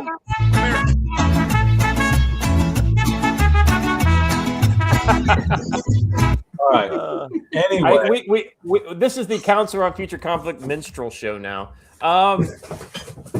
So, Jim, I want to bring you into this. What did you hear that stood out to you? I mean, clearly, I heard the cash register ringing when he said, we're going to take it over. Well, I think a lot of people forget that most of the oil assets in Venezuela were owned by foreign companies that were shared with domestic companies that paid the government royalties, and Venezuela is very wealthy. They have nationalized pretty much every asset in the country. It doesn't matter if it's American, European, or the wealthy Venezuelans. I mean, the family that own CanTV, the families that own Polar, they're all living in Florida now. And I call on them, please return home and help us rebuild your country because it's a worthwhile place. Venezuela is a fabulous country. I worked there. They were my customer. I enjoyed going there. I would like to go back, and I'll do whatever I can to help them. But what caught me was the fact that it's an unapologetic power play by the Trump team, which is everything else has failed. The EU having an opinion is irrelevant. The Chinese being pissed off is irrelevant to us in Venezuela. It will become very relevant in the South China Sea very quickly. Pissing the Russian off, irrelevant, except it's going to become an issue in the Ukrainian discussion. But it's the right thing to do from the standpoint of rule of law from the United States. Unlawfully nationalized our oil fields, our oil investments, our companies with no recompense. So I'm on board with it, but boy, a pretty hard ass. I wish they'd had Machado in the room just so they can point to her and say, this is the pathway we're going to go for leadership. But they clearly don't think that that's optional. Somebody, my guess is at CIA and state, don't like her for some reason. But that'll become more apparent in the coming days. I got to beg out, guys. I'm going to go eat Joe's bacon. I wanted to get you. I'm coming to get it today. Yeah, you've been saying you're coming to eat the bacon. Yeah, exactly. I tell you what, man, it's talking to me. All right, you guys be good. Love you all. Yeah, thanks, and, God bless the United States. Thank you, Jim. Hey, brother. All right, make you bacon, take it. It's outstanding. So okay. So Joe, from a military standpoint, what did you hear in there that kind of jumped out to you? Not talking about the we're going to run it part, but we'll talk about that. That's kind of like what's that's next. kind of a really big deal. But yeah, okay. I was thinking about what has happened in the past, like in the past 6 to 12 hours. What did you hear from that you kind of took away from? Essentially, I hear, first of all, I want to point out that the Air Force general put themselves in the proper perspective, second to last. Started with the Marines, went to the Army, then the Navy, then the Air Force and Coast and the Air National Guard. So well done, Air Force. But it sounds to me like the Air Force and the Navy and Marine Aviation just blasted a path directly to the target. And they went in on that route and went back out on that route and did what needed to be done. That does create a problem for us in this, hey, we're going to run it if we don't actually hold anything. But militarily, it was a well-done operation. A couple minor casualties, which are to be expected, less than I would have expected. I would have expected a couple of deaths in this and maybe a lost aircraft or two, but we had none of that. So that's pretty darn good. And I think that a factor that might have contributed to that was that we did it under a full moon. And the United States generally does not operate like this under a full moon. We would go under a half or less. Yeah. But it was 100% illumination last night, and we did it anyway. So I found that interesting. Yeah, I wonder if that's because it's basically in a very bright city. You know, like he said we turned the power off, but I don't know that it looked like the power was off from the videos that I saw. The power was on when they hit that building, so that's what I'm saying. Like it seemed like the power. So if you've got Matt, you can as somebody who sells night vision. You know how if the lights are all on when you're going in, it kind of makes it hard to use those $40,000 quad tube nods that are strapped onto your head. Well, hey, gents, before we get too serious, I did want you to see that. Here's some of the leftist response. Yeah, that's the left right there. It's also Thomas Massey. It is, in fact. Did you see I claimed a new skull last night, Brett Peter? Yeah. Amash. I flat out embarrassed him to the point he had to block me. That's so funny. Yeah, I mean, it was. Now let's kind of. So the thing that.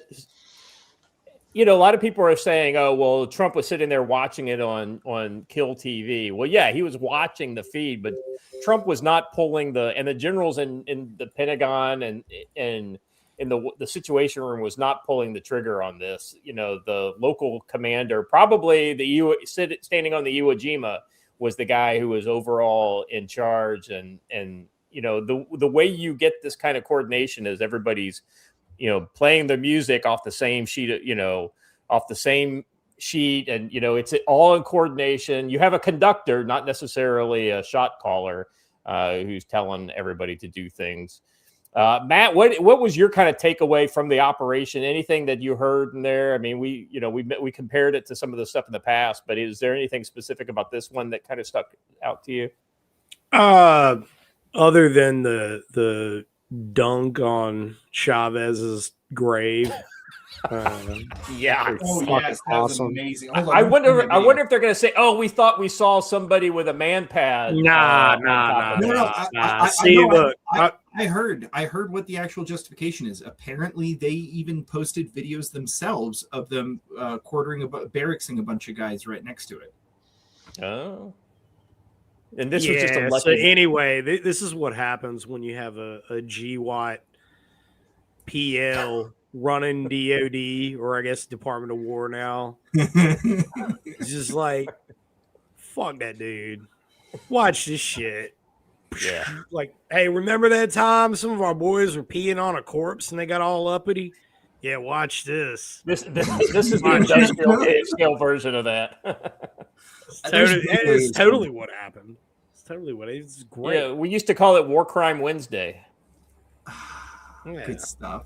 I want to know the body count, 1 total, and 2 inside the building, because CAG sprayed that place going in. So. Oh yeah. Oh. I get to shoot Venezuelans? Yeah, I'm in. Yeah. What units did this? I mean, I woke up late. Like, what? So here it is. Here's the video. So here's them blowing up the tomb. So the units involved that was the Task Force 160th was the Holland, the people, of course, they are literally the premier taxi service in the world. And then you've got Delta is who was cited, but it could have been any number of potential tier 1 units. Usually it's either DevGru or Delta that do that. And then most of the gunships appeared to be Marine AH-1s. And it was I think like General Kane said, it was pretty much an amazing effort for the joint force. Basically everybody had a piece of this. And somebody put online, now Maduro find out why Palantir is valued at $500 billion.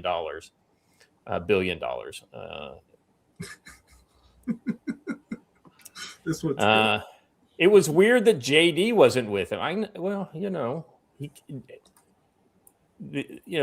There's always that one member of the Avengers that doesn't show up in the movie that you're like, well, I wonder what he was doing during the movie. Joe, let's turn our eyes to kind of going back to the title of this. They got Maduro. What's next, right? I was not expecting him to say, we're going to run it. Who's going to run it? Well, these guys standing behind me are going to run it. I think that. To be honest, I think everyone else in that room was just as surprised as he was when he said we're going to run it, because they were all like, "Hey, you said what now?"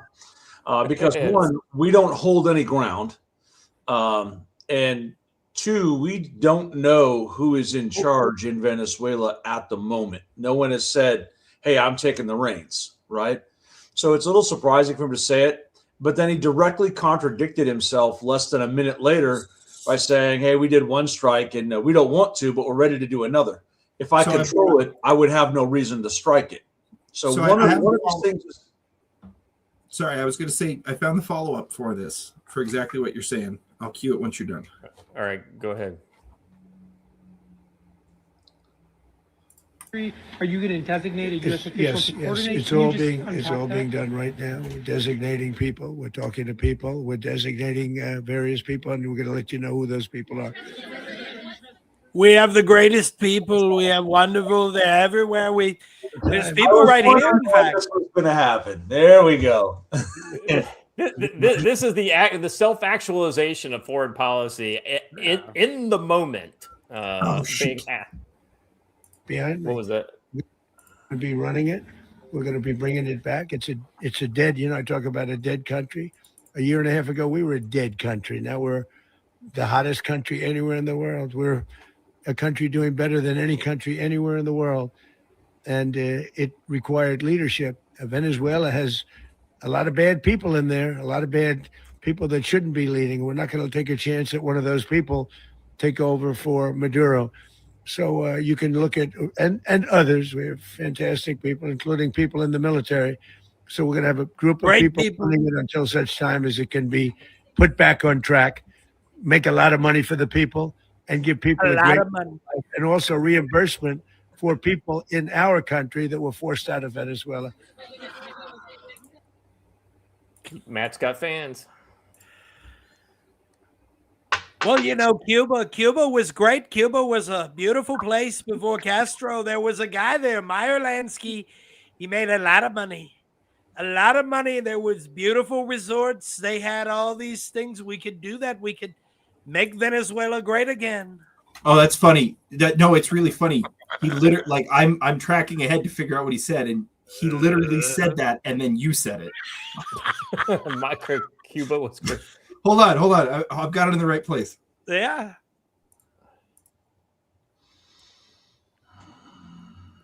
Oh, sorry. There we go. You also mentioned the vice president. So we're going to have a group of people running it until such time as it can be put back on track, make a lot of money for the people, and give people a great way of life, and also reimbursement for people in our country that were forced out of Venezuela. Yeah, I went to. I hate tracking through stuff like this. I need to auto clip this next time. We've got a lot of people. There's a lot of great things. If you really want to see some real gangster stuff, you watch The Godfather Part 2. One of my favorites, in fact. The third one, not so much. Shouldn't have made it. But the second one, it was great. It was beautiful. One of the best movies, in fact. And they were in Cuba. They did great things. It was beautiful. No, you keep going. I'm just going to leave him muted. That is so good. You keep going. I'm just going to leave him muted. His lips will be moving. We're going to do it in Venezuela. In fact, Venezuela, Caracas is going to be beautiful. There's going to be golf courses. Nicolas Maduro, I told him, we offered him a lot of things. I said, Nicolas, you started out as a bus driver. You could be my caddy, Nicholas. Nicholas, you could be my caddy. You could be my caddy. You can drive around. You're a very good driver. His wife's in custody. She's actually quite nice, quite lovely. if you look at him, he's really not very good looking. And I think that he did quite well. She could do better. But, maybe she has her chance now. You never know. You never know. Trump brought her out, you know? By the way, Mike, have you ever met Matt? Mike. I just want to make sure you guys are, Dude, are you introduced here. A+, bro. A+. I feel like you guys are literally meeting each other. You get Mike's rant, and then you get Matt's Trump on Unhinged. I love it. I fucking love it. Hey, we could do a podcast, the Redbeard and Beaner Show. That sounds pretty fucking good, actually. Not redneck, Redbeard and Beaner. Redbeard and Beaner Show from the Carolinas. Broadcasting live. You guys are both in the Carolinas. One's in north, the other one's in south. So we need to take him down there to that the Mexican food joint we go to by your place. And, Rio Grande. Well, so Mexican Ironman, Mike decided he didn't need to come to Montana recently, but Mike, you've got no reason not to come up to the G Camp. That's true. It's too close. And we can try to get you hooked up. All right, I hereby commit live on stream. Number one, Joe, I owe you in July. I will be there this summer, with or without the kids. I will be there. Well, yeah, Matt. 100%. I will not be. And Matt, I am going to find a class on tactical wisdom, and I'm going to be up there either February or March. Yeah, bro. Brush beater. Hell yeah. Brush beater. Yeah. Brush beater. Yeah. So hey, real quick, gents. I've got him mentioning Cuba. Does anybody want to hear that? Yeah. Let's see. Oh, Let's yeah. see what he said about Cuba. Well, I didn't say Cuba for no reason. I'm seeing it in my feed. They had better be careful. They had better be careful. Havana is a beautiful place. It could be a much better place, in fact. And I think that my people, we have great people. As you know, we have the best people, and we're going to look into it. They had better be careful. Cuba better watch its ass. We don't like communists, as you saw. We don't like them. We blow them up. Fidel Castro. We're going to blow his tomb up, too. We're going to blow it right up. We're going to blow the hell out of it. Hey, Matt, I really appreciate this. Yeah. Oh, wow. The other night, I cracked this open, and I believe you remember the last time we cracked one of these open when we were on Angry Americans show. Oh, my God. All right. So we got. That's like I don't ever want to see that again. Hangover from that shit. Man, the chat is on fire. All right, let's. Mike, we got the best chat, man. I'm telling you. And I think we have the best chat. There's a lot of great people in the chat. Real great people there. In fact, the best people. You won't even believe how great they are. In fact, they're the very best. I have a question for President Matt. President Matt, we're suffering here in the South with what's happening south of the border, and can we take the lessons learned out there in Venezuela and can we apply those lessons here down here south of the border? What's happening with them damn pesky brown folk? Mike, I'll tell you something. I'm going to tell you something, Mike. It's Claudia. I call her Cartel Claudia. Cartel Claudia really better watch her ass. She better watch her ass. We're not playing around. Cartel Claudia, we're not playing with you. We're going to make sure that you don't pose a threat to America anymore. We have the best people. We could replace Mike. You could replace Cartel Claudia. We could just put you in you charge. know what, President Matt? If you were going to require me to take off my cowboy hat and get down there with my sombrero with calls to serve President Matt, I will answer the call, sir. I've been to Charo Days in Brownsville, Texas. I've been there. It's great. It's beautiful. It's really incredible to watch a lot of traditional Spanish horsemanship, and it's great. And we could just put you in charge. Watcher, I think hours of this. It would be all right. I think I just found our first short that you need to. I was having a similar thought. No, man, dude. Oh my God, guys! All right, that's all fucking right. hilarious. For real, let me back up a bit. Here we go. So, true story. Jorgensen, very good. I can hear my wife talking in the background to President Matt's impressions. Mountain Readiness, there was this woman that walked up to me and she's like, I will pay you $5 to wish my mom a happy birthday in a voicemail doing the Trump impersonation. And I was like, no, I'll do it for free. You know, that got cracked up by that. And I totally did. You know, she thought it was the greatest thing ever. All right. So you did a President Trump impression after the brisket too. Mentioned it was the very best brisket. Well, it was really great, really incredible. You know, people that don't like this kind of brisket, well, they're not American. They're really not American. And I think personally they might be Iranian or something, or maybe Venezuelan. I don't know. All right. The worst part about you making brisket at Mountain Readiness was the fact that you checked it at 4 a.m. and you and I both then laid there like, bro, I can smell the meat. Right. Like, oh, yeah. There we go. Hey, real quick, we got 20 Limey G for 20. Just because, and all my jobs this morning have not been completed while watching both these shows. Yeah, brother, I appreciate you. By the way, Limey G, since you are here, I'm going to give you some recognition in front of the whole show. Thank you for what you did to Camp Ponderosa, and you know what you did. Thank you. We appreciate it. We got a Alex Jones request in the chat. Request from Alex Jones. And the globalists. You see, the globalists want to overthrow the Venezuelan regime because they need to get the oil out of the ground, and it's part of the larger scheme when you begin to break it all down.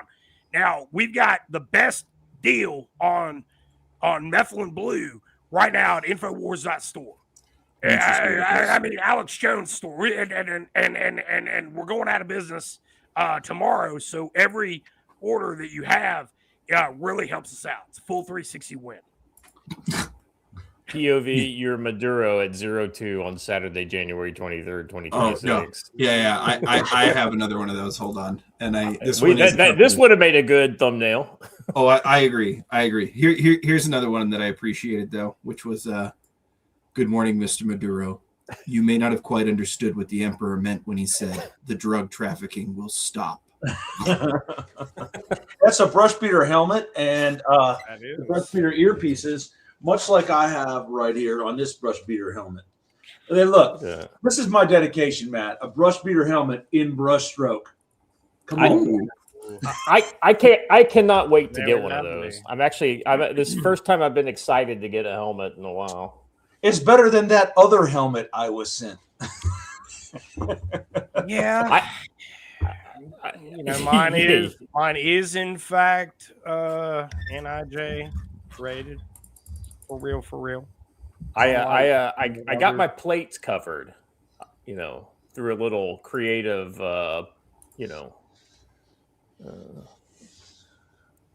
pilferage. All right. He does not look comfortable.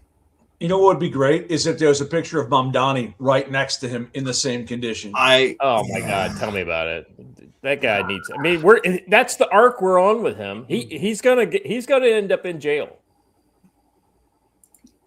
at some point, or president. Either one. Well, that second one not so much. I hope. But well, I'm just saying those are the literally the two arcs that I think would work. All right, guys. So what are we thinking? What does it actually mean for us to administer it? Can we talk about that for a second? Because that's a little bit nutty to me. Joshua Clark, beautiful. The other helmet was on par with the night vision and is meant to be paired with. And I know Matt's above this, but I'm not. If you know, you know. That cat's out of business now, though. I've got 2 more promises of stuff that it's not materialized at all. He's out of business. Seems to be a common thing, man. Somebody just wants to fucking nip at my heels, and I'm like, okay, put them on blast, and that's it. That's the end. Yeah, pretty much that. Maybe you too can live in a van down by the river. Yeah, in New Zealand. Yeah, that too. When was the last time we administered to another nation? Was it Germany or was it sooner than that? Was it maybe Probably Iraq until we got the civilian government in there. Okay. That's not a promising model. The Coalition Provisional Authority? Yeah. MNFI and all that stuff, right? I mean, back when all that shit that was stuff a thing. Oh, hey, apparently this is from the space.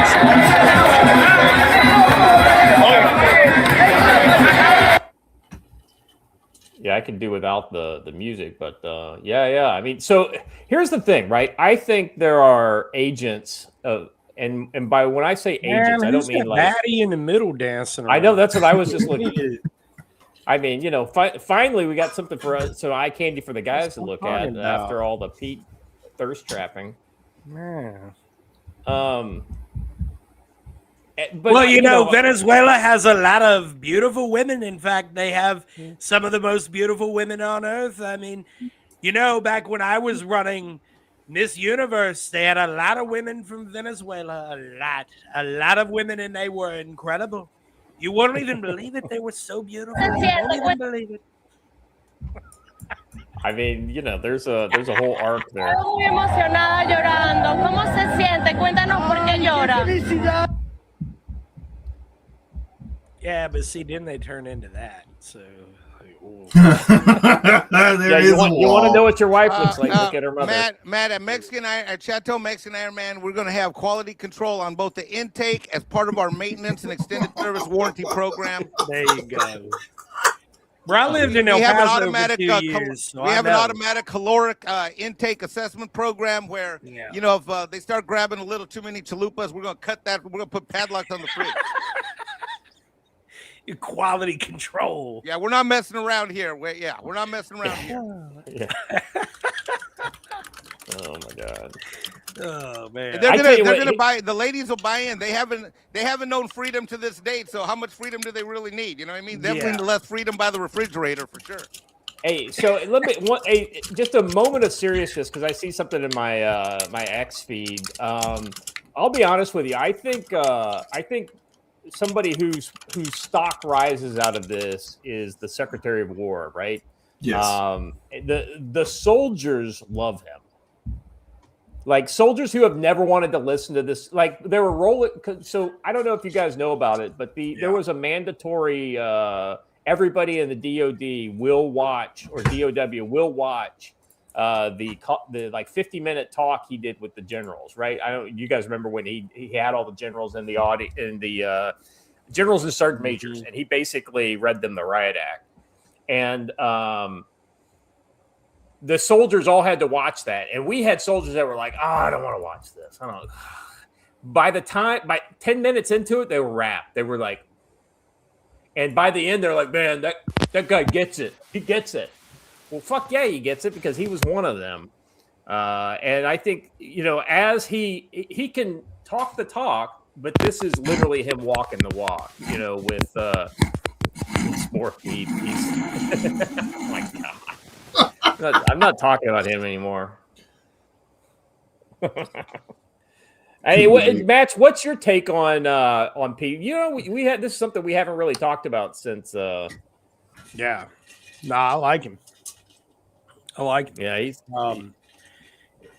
You know, it's anybody that makes the Politburo in D.C. in the entrenchment in the old Department of Defense.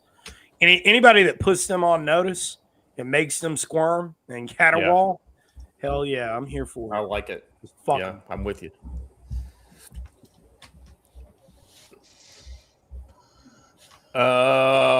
This video coming out from link me. Hold on a second. Let me share my screen. I don't know if this is recent or old footage. It probably is old footage, but you know it's worth watching so you know what you're in for. I think this is the U.S. I think Yeah, That's in the White House. Yeah. So this is just a Hua video. Okay, so but still, like this is exactly what they were doing. Though I don't believe they probably had any little birds go in with this. I could be wrong. Oh, they're but, probably little birds, but they were gunship little birds and not carrying people. Yeah, I definitely the DAPs were probably there. But yes, I the thing that I think was great is that the gunship support was all Marines. I mean, clearly, operating out of the amphib. Oh, I have an update, and it's not a great one. All right. Just in, video is now surfaced of Maduro's Venezuela running over and pummeling protesters. I don't think this. I think this is old. I think Okay. I saw this footage, and I think this is old from 7 years ago when they did the big uprising. Okay, that would make more sense.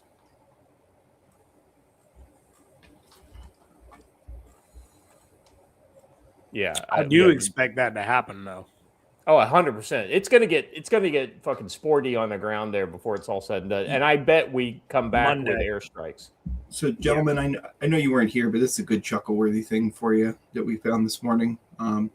So the Chinese officials had showed up to talk to Maduro, and before even the strikes had happened, you know what predictably happened on X, don't you?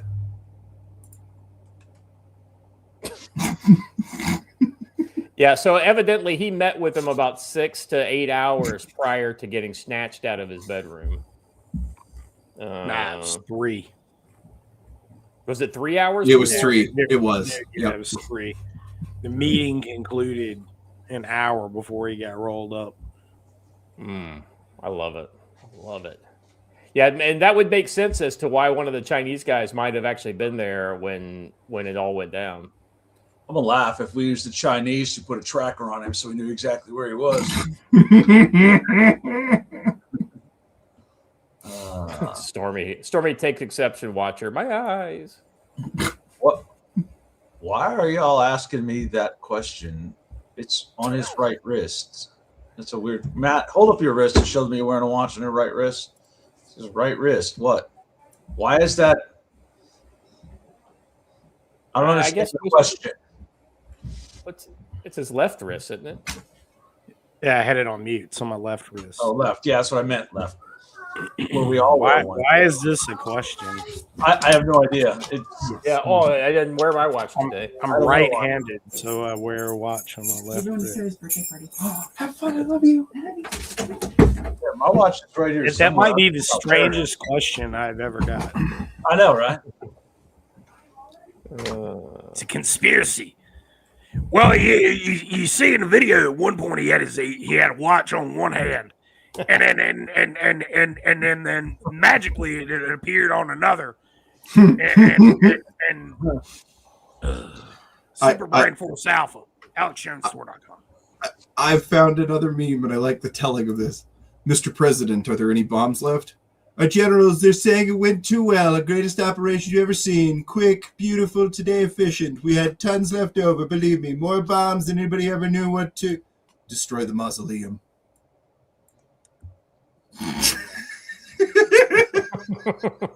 Well, Stephen, I really like you, Stephen. That's why we pay you the big dollars.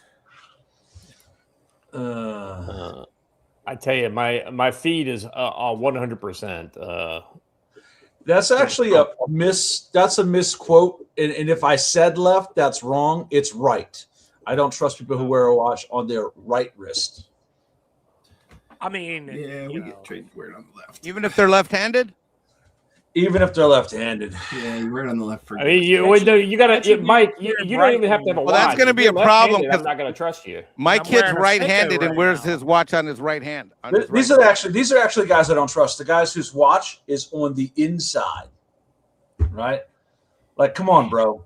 That was like the '60s cool guy operator thing. The rest of us just wear a watch, Yeah. Just have a doggone watch on, man. Just have a watch on. Have an analog watch that's all mechanical. The memes are exactly what you expect. I'm dropping some in the private chat here. Apparently, Trump has now become the Grinch who steals dictators.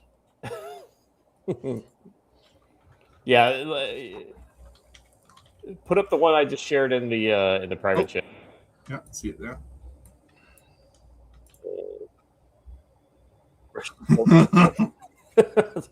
There's it under a day. I mean, Matt, we were poking a little fun at some of the memes that were out there that were basically the Hostomel airborne guys like crying while while watching the this go down. Yeah. I tell you what, that Hostomel operation, man, that's what you call like winning the opening move and then just losing it in the end. And there's a lot of reasons why it fell apart, but man, yeah, man, that was bad. It never should have happened. Well, that's because they were basically left hanging by the ground op. Yeah. Yeah, it was, man, that was, I couldn't even watch that entire video. It's just like, Yeah. Well, most of those guys got out though. The VVV guys. Welcome to 2026. It didn't take long for the year to reveal where things are heading. Yeah, absolutely. It looks like they're speed running Sicario at this point, almost. If you're in Mexico, what are you thinking right now, Mike? What do you think your compatriots down there? I mean, I would say two things. One is that there definitely are. Look, there are definitely conversations to be had right now about what just happened. I'm sure they are absolutely, simultaneously A, freaked out, and B, making sure that they're showing themselves up in all manners, politically, militarily, and so forth. I mean, Mexico, Americans are so insulated. It's almost like they're so insulated from what it really is. Newsflash, white folk, Mexican Americans here in this country, we never the fuck go back, right? Because we know what's up. All right. Now, white folk like to go to the little, resorts and all that. Like, oh, it's so da da da da da. But the entire country is it's very much the shitbag country that all these other countries are, and more so by the day and by the week. I mean, you've got the only economy that exists in Mexico is in what form are you going to choose to pay for or work for the cartel? By far. And it's really shameful that so many American companies have been allowed to work in Mexico and not have the jobs in the U.S. to take advantage of the labor rates, historically speaking, of course, and basically, just sit idly by, profiting from while this country falls apart. Mexico is every bit the fallen shithole state that all these other countries are. Mike, one of the things that people are starting to realize is that there are certain cultures that just are not, like we've been talking about it with Muslim countries almost entirely are incompatible. If you grew up and you are acculturated to a Muslim society, you're almost completely incompatible with becoming a worthwhile member of the American community, right? And there are other countries out there. India kind of comes up, just with the way India is. If you continue to operate in that and on that mode, and it kind of goes back to your idea, like nobody's integrating anymore, right? And there are parts of South America, Central and South America, that are too far gone almost to the point where they can integrate fully into the American system. And we have to recognize that not all cultures are created equal. I'm going to go further than that. Can you click on the link that I just put up? Yeah. Watcher, you got it there. It's in the private chat. All right, I'm going to go further. See, you're focusing on the religious aspect, which is fine from a value. Well, I'm going to focus on the intellectual quotient aspect, which is that. Oh yeah, IQ, yeah. Which is that genetically speaking, intellectually, these people are not compatible in our countries. Now, Look, I'm half Spaniard and I'm half indigenous, half Native American. That's what a Mexican is, right? You take 50% Spaniard, you take 50% indigenous Native, you put them together, shake them up, you get a Mexican that looks like me. We're relatively new on the scene, right? We're the not so smoking hot chick at the bar that just walked in, right? Because we haven't been around like Italians and Greeks and all that. Y'all have been around for hundreds of thousands of years, right? We just sort of got incubated in a box when we got conquered. By the way, thank you, Spaniards. Appreciate it. Shockingly, Mexican Iron Man, as I've said before, does not want to be in a teepee down by the Salmon River wearing a loincloth hunting buffalo. F that. I got a golf course behind me. I got air conditioning and heat. Thank you, white people. Anyway, getting back to the point. Intellectually speaking, if you look at this map, from an intelligence quotient standpoint, white people are just more intelligent. They build civilizations. They build institutions that last. They are high trust. All these other shitbag countries, pick your region, are people of lower intelligence. The level of mental retardation is 65 to 75 on an IQ scale. Yeah. And newsflash, bringing a moron into your house, your school, your job, your community, your environment does not make the environment better. Diversity is not a strength. Diversity is a contagion that makes everybody stupider, dumber, poorer, and more and destroys what has been built. Let's yeah. Not that I care too much about this angle, but it's at least worth bringing up, and that is that it's actually not kind to those people either. Do you think it feels good to live with roughly a canine's level of intelligence in a world of humans? Well, no, and let's go even more so. If 100%, and if all these people from India or wherever are so brilliant and so amazing, go back and fix your own shitbag country. Same with the Mexicans, same with the Nicaraguans. The list goes on. If these foreign people are so amazing, then why don't you fix your own freaking country, which obviously needs a lot more fixing than America. Yeah, I just saw a recent statistic that said that like 80 something of the top 100 most polluted cities in the world are all in India. Yeah. Yeah. Shocking. Oh, hey, I've got this appears. I think this is now. I could be wrong. All right. Oh yeah. This is the Chavez statue. Yeah. Yeah, there's an op ongoing right now in Venezuela. We haven't seen it fully realized. I love where they put hit their crotch with that thing. They said, hit him in the dick. We're gonna let that one roll again. Actually, that's exactly what they're doing too. Watching you need to take the audio for that the twisted dick. Oh yeah, they can put it over this. Hold up. And just cut back and forth. Oh my God. No, but and the sad thing is, Mike, this is not even a race thing, right? It's all about like the behavior. Research. Oh, not the word. Sorry.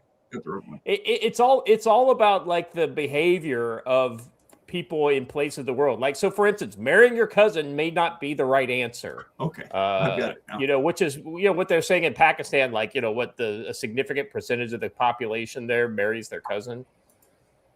Okay. And so, apropos of nothing, maybe these people aren't ready for prime time.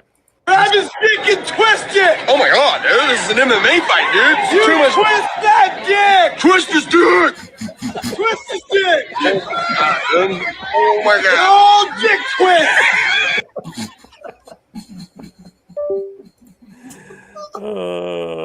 Grab his dick and twist it.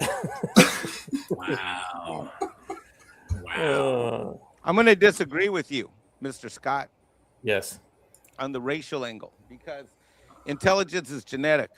You can you can teach people things if there's a lot to intelligence that's genetic.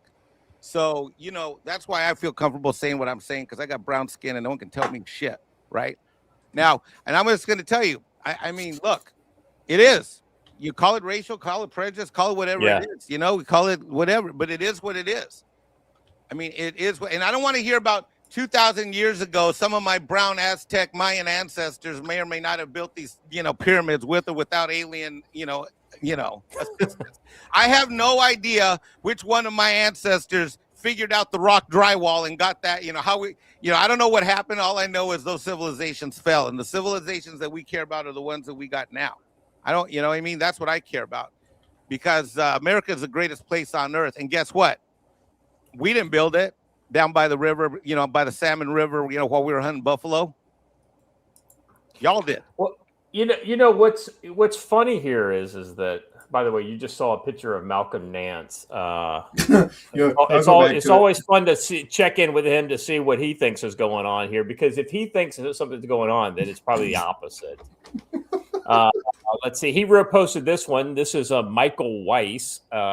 I've noted before that Trump doesn't like war, but he loves to act the acts of war. He sees it as pure televised spectacle, a form of entertainment, but he wants to be over quickly, as if in time for a commercial break, dropping the Moab in Afghanistan, killing Baghdadi, killing Soleimani, Muhadis, bombing Fordo, Nantes, Estevan, now capturing Maduro. Wow.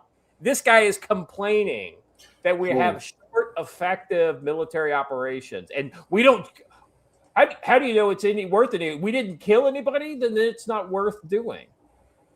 I mean, Matt, this has got to fucking infuriate you when you hear this kind of just level of snobbery attached to it. Well, you guys didn't have 100 casualties, U.S. casualties. Well, you weren't doing anything worth doing then. I just ask him to do Obama next. Yeah. Oh, cool story. Now do Obama. Or he didn't go to Congress to be it. All right, cool story. Now do Obama. Well, that's whataboutism. No, it's not. It's that's the way it is, bro. Well, if they want to play that game, that's simple, very short. Shut them down. Whatever. Yeah. Look, effective is effective, because here's the thing. What they can't admit, what none of the punditry can admit, because they're all bought and paid for. What none of the Raytheon class can admit is that they were running these wars for profit. They were running them for profit. They were making a lot of money off of that. Now, I'm not saying that in this instance that money ain't going to get made. Of course it is. All right, of course it is. You'd be a complete retard to say, oh, well, that's altruism. Nah, man, nah. So, and when I'm joking, by the way, when I make the jokes about Cuba, like going back to Trump and joking about Cuba and the Godfather and everything, people don't understand is that Meyer Lansky was making that the whole mob outfit. They were making $50 million a day, and that is in 1953 money. Yeah. Okay. Yeah. That's how much money they were making a day in Havana, right? Off of all their operations. They were laundering that money through New Orleans. That was going to the Dallas mob. That was they had their entire Alpena, Arkansas, right? Why Little Rock, Arkansas became such a big deal, because it was a halfway point between the Chicago outfit and New Orleans, and that was the whole thing, right? So, but here's the deal: people are going to make money. That they're going to make money. Some of it's going to be legitimate, some of it isn't. But here's the deal: does it benefit everybody? All right. What is the greater good, and what's the greater evil? And when you look at where we were, the global, quote unquote, global war on terror, did any of those places enrich the United States in any kind of way in a positive direction? No. The answer unequivocally is no. And I know I was there. All right. I was there in all those theaters. We talk about Ukraine. So they say, oh, Ukraine and all this stuff with Ukraine. Ukraine was a giant looting of the American people. All right, call it what it is. The Ukrainians themselves, hey, I get it. I totally get it. I'm right there with you. But when you look at people like Lloyd Austin and you look at the entire Raytheon class, the reason that they were fighting and continue to fight the Ukrainian war piecemeal at a time is because it's more profitable for them to do it that way. And the Ukrainian people have had to pay in blood, right? They've had to pay, and you got an entire generation of men of fighting age men who are now lost because of that. Yeah. Because that's what they've been doing. So if you can go in and you can upend a place, and hell yeah, it's about oil. All right. So everybody's, oh, that's about oil, because you're going back and you're trotting the old leftist line from, back in the early 2000s, people were protesting Bush in the Iraq war. Well, yeah, you're damn right it's about oil. Because if we can control the oil futures market, and you can do that with as minimal loss of life as possible, right? Now you're going to put China on notice. You're going to put Russia on notice. And by the way, what I shared over on Telegram, nobody's even talking about the Russian blogosphere and all these bloggers. These cats are in a full-blown panic right now, all right? Because they know the deal. They know what's about to happen. Because the price of oil, all right, in case anybody doesn't know, if the price per barrel of oil drops below $60, they cap wells because it's not profitable at that point to continue drilling and continue operating. So if the United States and, Exxon, Chevron, Shell, Citgo, so on and so forth, which all are balls deep in Venezuela, by the way, if we control the largest oil futures in the world, which are located in Venezuela, all right, this is why Russia was so heavily invested for so long in Venezuela, and people don't understand that. All right, they don't understand that. When you control that, you begin to really pull the reins in and say, hey, no, this is how this is really going to work. And that's going to bring people to the negotiating table. See, this has to do with the silver market too. Yeah, so I was getting ready to say there's a ton of silver in Venezuela as well. Right. And everybody's sitting there talking about this stuff like all these things are mutually exclusive from one another. They're not. They're interdependent. We want to talk about IQ and everything, and it's kind of a different conversation on that. But low IQ people think in mutually exclusive terms too. They don't see there's a larger pattern of all this stuff happening. All right. They don't see that Venezuela, Russia, and China have been heavily influential in the destabilization operations going on in the United States. Correct. And that how much of that money that the Democrats funneled through NGOs, which in turn went to those countries that I named and was in turn cycled back. There's a book out there called Stolen Elections. You need to read that. All right, this is real, by the way. This stuff isn't fake, folks. This isn't fake news. This isn't tinfoil hat time conspiracy theory. All the stuff is real. All right. And so when you have to get to the bottom of it somehow, this is how you do it. All right. This is how you do this. And that's a big piece of the equation. So if we could take the threat that is Venezuela off the board. All right, that's a big piece of bricks. All right, we take them out of the mix. Next, we go to Cuba. Cuba is the foothold of Marxism in the Western Hemisphere. It has been since 1958. We take them off the board. Well, now you've got the warm water port that the Russians and the Chinese both critically need and have had deep investments in for the past 30 years. Well, with the Russians, you can go all the way back to the Cuban Revolution. That's what they wanted. You take that completely off the board. I mean, this was exactly what the strategy of the United States was under Eisenhower and then JFK and then going forward, which we completely abandoned the global war on terror. This is people don't understand this stuff because they think all these things are mutually exclusive. And you'll have people crying in their fucking beer today. I've had all these doom pillar, black pillar codes. Well, I wish we could just do something about borders.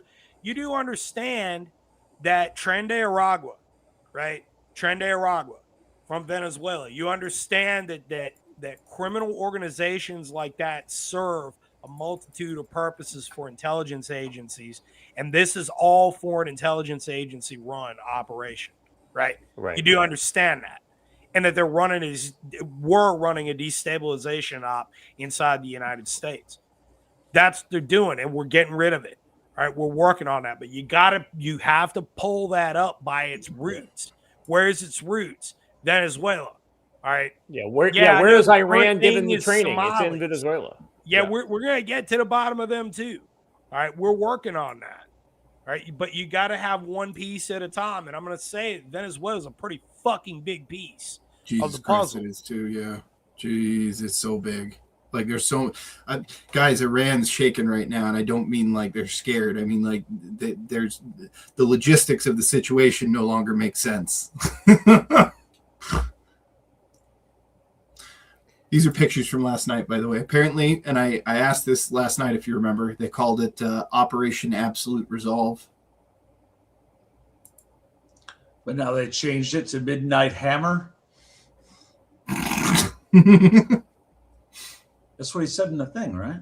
Did he? I didn't hear that. I thought Midnight Hammer was I thought that was the Iran bomb drop. Yeah, that was the Iran bomb drop, wasn't it? Yeah.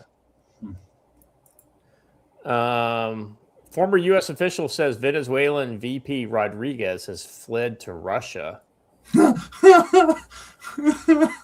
It's still unconfirmed, though. Yeah, I haven't heard a single statement out of the Venezuelan government at all.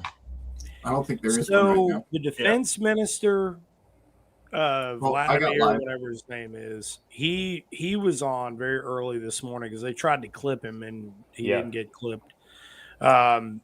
Basically saying that he wasn't going to surrender and military was not going to surrender. Kind of his Baghdad Bob moment. But you also had the VP, the one that they're saying absconded to Venezuela, or absconded to Russia, rather. She actually went on Venezuelan state media, and she was not aware of the fact that Maduro had been abducted or renditioned or whatever you want to call it, right? He got. She wasn't aware of it. So there was an interview, and I've got it linked on American Partisan, but there was so much stuff that was rapid fire coming out early this morning that it's back in there. But basically, she was in the interview. The host of their news product basically asked, well, are you aware of the whereabouts of Maduro? And she said no. And then the next question was, well, there was apparently an American operation, and the rumor is that he's been seized by the American government. And she got really quiet, and so I wasn't aware of any of this. Yeah, that was a genuine reaction. She didn't know. So, and that it was shortly thereafter that she asked she wanted to see proof of life, right? Yeah, that was the one. That was the one. And she said, well, if they haven't, then we need proof of life. And then she went quiet. So these are Venezuelans in Miami celebrating. People here. Tell me why you want to be up here. Daddy right there. Before I begin, I just want to talk to you, America, and I hope you have your coffee when I tell you this. But these are great news. All eyes on Venezuela. These are historical news. This is history in the making. I mean, my chest, it feels like it's gonna explode with joy. Like President Donald Trump and Maria Corina Machado just created an opportunity for us to begin working harder than ever, because that's what we have always been doing, but now we will be working in our country. But we also have worked so hard here in the United States. All right, that's enough. Yeah. We appreciate his enthusiasm, but dude, that news girl was bad, bro. She was bad. I know. Okay. See you guys. I gotta go. All right. We'll see you, Joe. Appreciate you, brother. I got to cut out too. I got a Zoom call with the client in 3 minutes. All right, Mike. We appreciate you too. A minute too. Well, we'll call it here then. If you need to take off, thanks for being here, Mike. We will see you for sure next summer, but don't be a stranger. If you ever want to jump in, you know where to find us. All right, and man, I'm gonna look at the schedule y'all have, and I'll take a zip. Where are you at? Are you by Raleigh or where? Nah. I'm not too far from Burlington, Yanceyville, North Carolina. Little tiny ass town. Yeah. Brushbeater.store code CFC10 when you put the when you order your training, you get 5% off. Yeah. All right. Thanks, guys. Thanks for having me. That was hilarious. That was fun as well as informative. This is the best channel. Yeah, thanks, brother. We really appreciate you. All right, I'll see y'all later. Thanks for having me. Later. Bye, chat. Yep. Matt, I know you got to go here soon too. What's new with you? Let the chat know what's. Tell us about Training the calendar breastfeeder is and- up. First half of 2026. Welcome to 2026. I haven't even kicked out a podcast yet. I'll probably be doing one later today, but maybe, or it might wait until Monday. We got a lot going on, but FFL SOT. So, all your $0 tax stamps. If you're in North Carolina, come pay us a visit. Got a big inventory of suppressors currently in stock. If you have been browsing around online, look at the various outlets that are out there, you're seeing a lot of shit sold out. But we've got a lot of stuff in. Also, yesterday did a suppressor test. Inland, which Inland is kind of a retro company. Yeah, dude, they're kind of a retro company. They make like M1 carbines and stuff, but they're making cans now. Can't even find these on their website. But one of my distributors had them. They have their 22 caliber can, and those are tiny. We got a couple of those in, tiny little things. Neat, but they make a 5.56 and a 30 cal can. The 5.56 can did a test on this thing yesterday for what is a cheap can, right? I wasn't expecting much, and dude, I was blown away by the performance of this suppressor. Like, I've shot literally every brand that's on the market, not like every suppressor that's on the market, but I've shot every brand that's on the market. Yeah, all the big ones, Surefire, ACC, AAC, all that stuff. Yeah, like when I was in Afghanistan, we were running Gemtech Sandstorms. I've shot the RC2. I on my own weapons here run primarily Huxworks. I run Dead Air, and I've run, but I've got trigger time on all the big brands, man. And this Inland can, it's cheap, and the price is cheap, but I was like, man, this thing is really well built. Put it on there. Very low gas back in the face. Yeah. Very quiet too to be a 5.56 can. Hearing safe. Hey, Watcher, can you pull up the he posted the video on X. Can you post which video? Sorry. That up? Go to Matt's X feed, and he posted it yesterday. I think yesterday or the day before yesterday. I think. Dude, I was blown away by the performance of that thing, man. I can't say enough good stuff about it. And here's the thing: anybody that's never shot an AR-15 with a suppressor,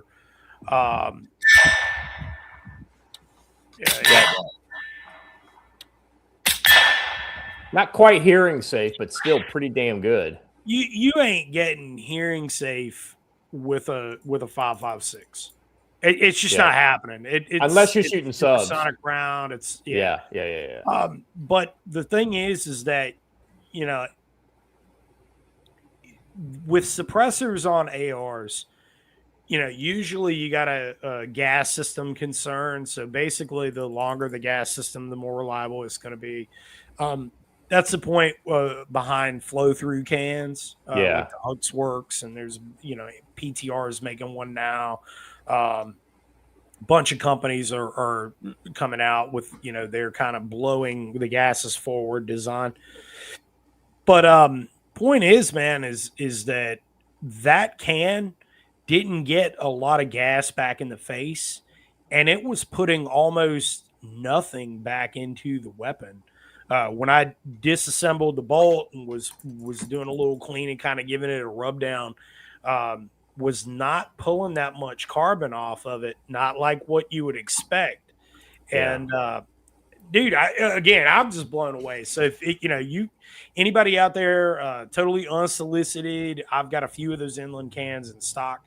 But if you find them on the shelf at your local gun store or somewhere online or whatever, budget can, punches way above its weight class in terms of performance. So that's I've seen a lot of real expensive suppressors perform a lot worse than that one. Yeah, I have a need for one of the things on my list is like an SBR with under the handle. So you're looking at like an 8-inch, 10-inch barrel. Yeah. Then with the 12-inch foregrip, with the so the silencer's coming out at the end. That's the setup I want to get for my SBR. So I need some recommendations. Ever since I shot an MCX, one of the first generation MCX that was set up like that, it was fucking sweet. So I haven't decided which way to go on that. I'm still kind of a sucker for the MCX, but I mean that's an expensive nice gun. It's nice. The MCX is a nice gun, man. Sig Rattler is a nice weapon. It's nice. I mean, despite people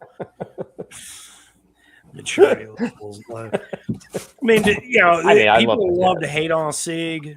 They love to hate on Q. They, all right. Yeah. Some complaints are valid, some aren't. But all that stuff is applicable to almost any company out there. Oh yeah. Man, I mean, you could reason, even I mean, all of them kind of people talk shit about anything, man. It's just part of it. Yeah. All right, I can't make everybody happy.